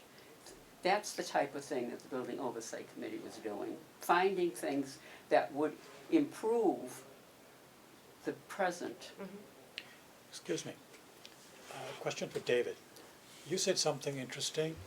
You said the existence of a building oversight committee has to be approved by town meeting? It might be, I could be wrong like that, it could be that the selectmen need to, either be appointing it, so I am not 100% sure on the establishment of it. Well, Yep. what we have here, even though it's called a committee, it's almost like an ad hoc committee. Yeah, right. But it was formed specifically for catching deficiencies in the building. Like, for instance, that area back there by the kitchen was getting so clogged, it was practically a fire hazard. And the Building Oversight Committee came in and they did some of the physical heavy lifting themselves and got the place straightened out. Things of that nature.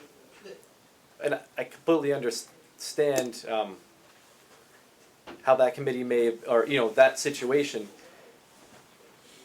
and without, making an absurd, like a comment that's absurd, it does, if any committee were to, any other group were to create a committee, and there isn't clear reasons to the formation of that committee, who appoints members to it, anybody could then say that they had advisory oversight on somebody else. And I'm not saying that was done here at all, but if a committee like this should exist going forward, it should meet all the necessary requirements.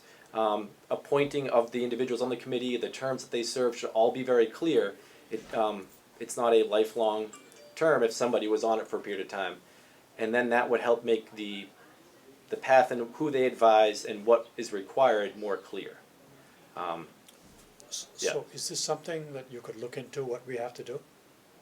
I think it's something that Holly, as the director, would be working with the town manager and the public facilities division and department to see what makes the most sense for this. And I think the COA board has and should weigh in on their opinion as well. But that would be something I think Holly would be working with. Go ahead. For instance, this entrance back here, there's a little, when you come in, you can catch your foot. Yep. And it was supposed to be taken care of, put a little, I don't know, A ramp? not really a ramp, just fill in the little area so the foot couldn't get caught. No, nothing's been done. It was brought to the attention, and we were told it would be taken care of, but it was never done. So one of my Go ahead. short-term goals is to walk around carefully inside the building, and to look at things that need to be adjusted and to look at the outside. Quickly yesterday, Ken gave me another tour, and right away we caught a couple of things. So, but I haven't done it in depth yet, it being only my So third you're day. being the building oversight committee. Well, Good. well, if I'm gonna be here every day, I'm the best one to see what's Oh. going on and any complaints and things like that, or suggestions. So that is on my to-do list and, a priority of mine. Boya? Holly, if you'd look at the list that the building committee has put forward about the needs of the improvement in the building, it would give you an idea of what we have been able to catalog about what we think are the deficiencies we need to be corrected. Well, if somebody wants to send me that list, I'd be happy to look at it. Okay, yeah, I think I should. Do you have that list? Will you do it? Probably have it, I'll have to look at it. Good. Because the two of us Mm-hmm, had been part of the building oversight committee. okay. So you're my go-to people. Well, there were a couple from here and there were a couple from the Friends group, Okay, and that would be part of it, you know. okay, yep. You know, we are running late. Yes. Yes, we We are. are. We're getting carried away. So, can we move along? Memory Lane Cafe, are you going to report on that, Cliff? Yeah, there's not a lot to report, it's still going along. I made an appointment to talk to the program supervisor, it's my wife. And I asked her what the attendance was. She said that actually the two memory cafes, because she's been in contact with others, the two in Shrewsbury are probably the best attended, most successful memory cafes in the area. They have between 12 and 18 people. The wintertime depresses the numbers a little bit because of the holidays, because of weather, because there are some people that are still able to get to Florida and escape this climate, you know, so it's down a little bit now, but that tends to be a seasonal thing. But all in all, it's really been well received, going very well. And that happens down in the senior center, correct? Yes. Yeah, Twice a yeah. month. Twice a month? And it includes, the uniqueness of this program is that it includes lunch. Lunch Yeah. is provided at no cost to the people, which is really a And they're a plus. happy group from what I've seen. They are. Everybody's very They happy, are. yeah. It All right. probably, the people probably best served are the companions, the people who Yeah. just get a little relief for a couple of hours. Question, Mm. are the bills being paid on time? Well, I just was looking at apparently a bunch of, I was looking at the gift account, a bunch of bills that hadn't been paid had been paid, you know, one, but looks like they spent a lot of money in December, but they didn't. That was an accumulated Correct. All sum. right, Excuse me.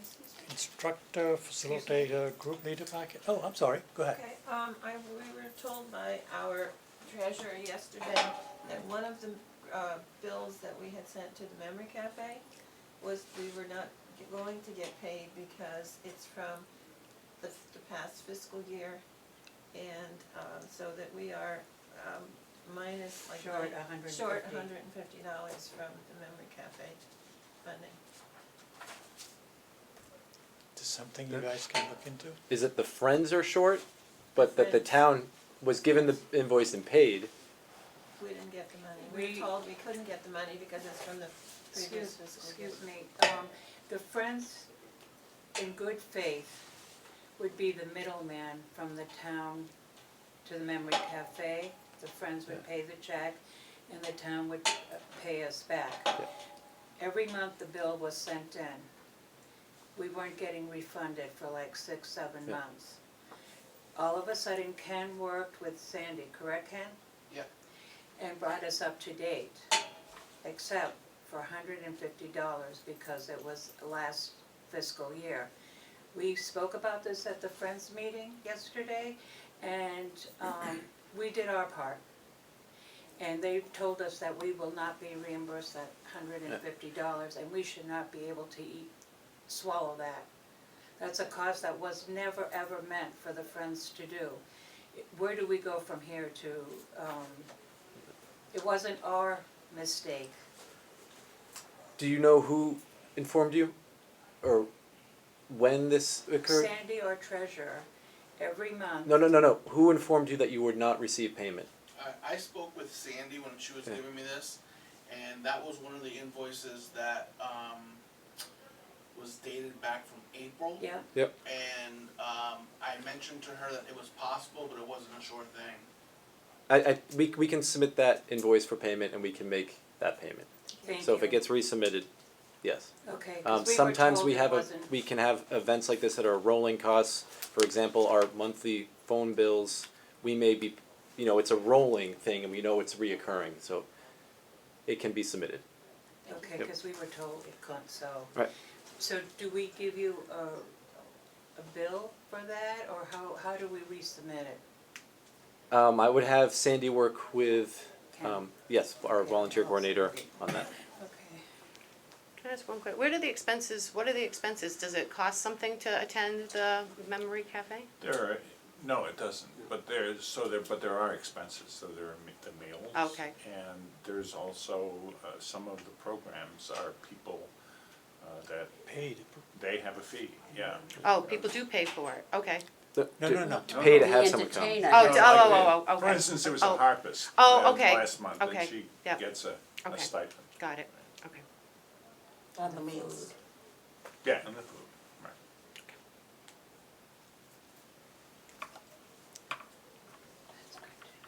I think, all right, we can move on to the next one now? think. We're running out of time. Yep. Yeah, we can, there are very few things left. 5, 10 In minutes. theory. Instructor, facilitator, group leader, we're not going to, do we solicit comments on the instructor package, or? The instructor package is not included, and as discussed at the last meeting, copies of what was in the facility were provided to the board meeting following the meeting, but this is an item that would be picked up with the new director, and the director would be working with the volunteer coordinator to understand all the different group leaders and get a comprehensive list so that this can then be distributed. So that there is no additional comments at this time. Item 6, on the next page, Friends of the Shrewsbury Senior Center. Do you have, I'm sorry? I said, we're here. No, did you have a report? I don't know what this. Well, I had submitted last month's meeting, the list of possible activities, and we're here basically because we wanted some feedback. It was suggested to us by somebody, I think it might have been Louise, that we were going to, might jointly look into corporate sponsors for some of the activities that we have listed. We have not, obviously, finalized most of the activities. Like Letty and I are gonna work on February's, but we're going to, Whenever you give them the list. yes, you have it.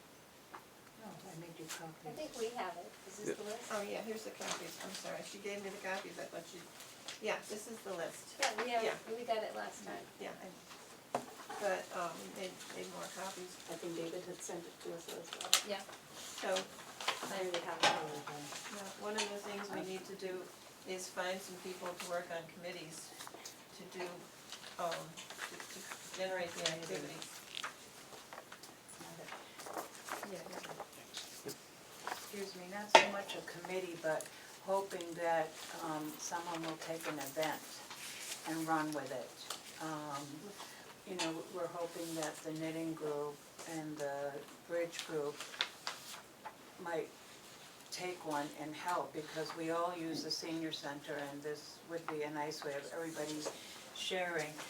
One of the things we discussed last month was the cost, sharing the cost of the expenses of the 2020, and we haven't heard whether that's going to Question, happen. who is it that you are expecting these reports from? Reports from? You were expecting something, you were expecting a response to something you put out. Well, we're putting the list out, and what we're hoping is, one thing we brought up last month was sharing the cost with the COA of these events that are coming up.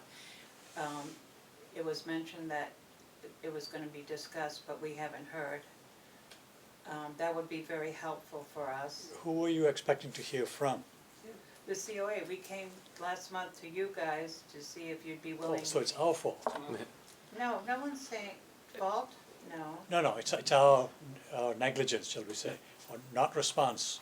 Is it the COA, is it the senior center staff, Holly or No, whoever? we came to this board last month Right, to discuss our 2020th celebration, which is gonna be all year. We gave you a list of the stuff, and we asked if the COA would be willing to pay 50% of whatever the expenses are. And at the end, it was discussed that you guys would discuss it among yourselves, and we haven't I heard. don't think we've had the time to sit and discuss about it, because it was given to us in the last meeting, and we haven't got together to sit down and discuss this factor, which we thought we might do it at this meeting. At the previous meeting, it was initially presented from the Friends, and that the board was very favorable in working together in the establishment of events and supporting of the events. It was difficult for the board at that time to say, we will 100% pay 50% of the cost, because we have no idea what the cost will be. Neither We do were we. considering reviewing our accounts to see what available funds we have. We do have some, in looking at our accounts, we have an understanding of what our fund balances are, it is conceivable that there would be funds across the accounts to support this event, depending on which account they come from. But we still don't understand, if there was a rough idea that, March 2020, the event could cost X, or if we had a total idea of which one of these events would be, it would be a lot easier for the Holly and the director to have an understanding of what the cost would be. But it seemed like the board was very favorable in supporting. That's correct. I mean, in other words, we're willing to support, but like We need David more said. information. Yeah. Yeah, well, so do we, Go ahead. we should this Well, point. so do we at this point, but we're hoping that each program that's at the at the senior center would take upon themselves either a movie or help with a sock hop and form their own little subcommittee and figure out what they want for that event and how much they want to spend on that event, because this has come to us so late. We're starting with a movie and we're doing that, but we want to get on the ball, and knowing that maybe knowing that we have some money coming from COA might help the subcommittees know that there's some funds available. If I might, I think and again, only my third day here, but I think what we need to do is try to see if we can find a volunteer that will work with the Friends of to make these things happen.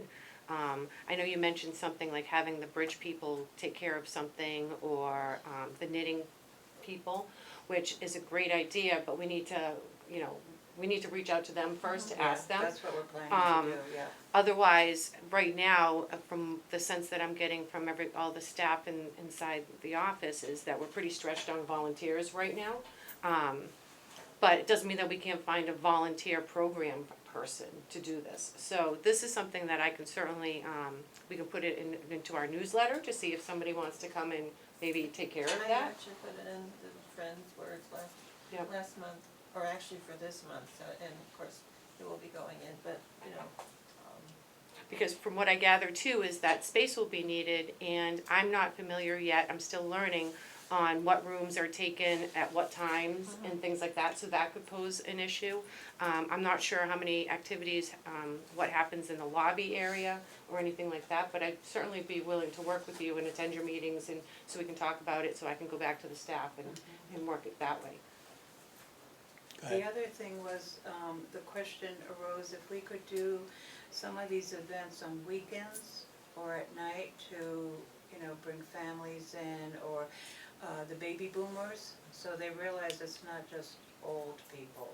Because that was the comment that So a if, lot of people feel that, I don't feel old, but right, so, if I may, so one of my goals is to have the senior center open at least one night a week, and perhaps one weekend a month. But of course, I need to sit down with my volunteers and staff and perhaps look for more volunteers, to do that. And I agree that I want to see, and I think everybody wants to see, some more intergenerational activities happening, because I think that is the way we get the younger adults here, which also means that we have to come up with more programs that, fit the needs of young working seniors. So those are all things that I am planning on. That's my 6-month goal. I have different month goals. In that I want to work with the board to come up with those goals on what days we're available, who's going to be working them, and, whatever else goes along with that. So I just wanted to let you know that. one of the things that we thought about, especially yesterday, was if we hand somebody that sheet and we say we need somebody to work on this, we don't want them to be, oh my God, no. We would like to see maybe somebody choose March, somebody choose April, somebody, and a lot of the people in this Friends group have done activities similar to the ones we have listed, and would be, willing to take on, but the thing is, as a group, we can't take on the entire thing, because we would not just, we're only 8. There's only 8 of us, yeah, so. So if I may, so I would think that if the Friends group would like to put on programs, perhaps the Friends group, I know that there's 8 of you, you also pick a part, that way if we find an activity, say volunteer, one of your group members can help that person. So course. now at least there's two bodies, Of course. on top of everybody else who's already in the center. So I myself would very much, be willing to help, and things like that. So I think if you guys can divide which ones you all wanna take part in, and then we try to find an activity volunteer that would help and assist in that, I think that's probably the quickest and easiest way to get this off the ground. We were, Go we ahead. were also thinking of like, to get more people, more volunteers, involved in things is like, I know people on the board, but I also know people that come and go. And if, you ask them and say, would you like to help with this committee? Could you do this, this and that, and then that gets more, everybody has a friend that is not on a board and maybe they can help. But we don't have a list of volunteers, do we? Names or stuff like that. So what conclusion have we come to so far? What's the decision here? We're going to look for people who are willing to volunteer and help us carry out these activities, I'm sorry. And My brain you're is also going to give us some kind of budgetary, high-level cost? One of the, Art See and something that Dobson CO, the board can say, yeah, we can support that. Art Dobson at the meeting yesterday said he would talk to the Rotary group, and probably they could come up with a donation for one of the months, and that's the kind of thing we're Okay. hoping to find. We don't know, I mean, like with Letty said she would work on the movie for the first month, and that shouldn't cost much of anything at all, so that's, that's just the movie and get a room, find a room, which Go ahead. I know we have to ask Ken, but. Would it be helpful if, we understand that there may be some months that have less costs and some that have more costs. If the friends could figure out what their appetite for an average per month cost would be, and then we could use that as a rough planning guideline. So if we, and then the COA could look and see if their appetite was similar for that amount. And then if we had a rough average per month, there might be one month that's 60% more and one that's less. At least we have an idea of what we're working with, and that can also help plan some of these events. Yeah. Whether, food is possible or not, if we need to bring someone in for, entertainment or not, at least there's a rough starting point. Okay. Go ahead. I see for February, Best Picture showing, is that in addition to the monthly movie? Yes, this is gonna be an extra event. We're hoping, this has all come really quick upon us Yeah, I know, as a that's why I'm board. asking So we're whether you trying to could just catch- enlarge on the monthly movie. Well, what we thought we would do, and we're gonna, it's one of the less expensive programs, is do the Oscars for the last 20 years, and make it sort of a big event, extra, and, pick a Oscar nominated that One won of the in movies within from- the 20 years. Excuse me? So maybe do it at night. In the event of time, you've already, Yeah, I know. 20 minutes past, could you have an offline discussion, or is there any input you need from us for this discussion? I mean, the details of what you're going to do. No. No, Sorry, people want to eat lunch. Any other thing that we need to discuss in this meeting?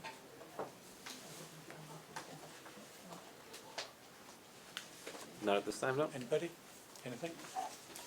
Someone proposed that the meeting be adjourned? So moved. Second. Meeting is adjourned. Kelly, is there?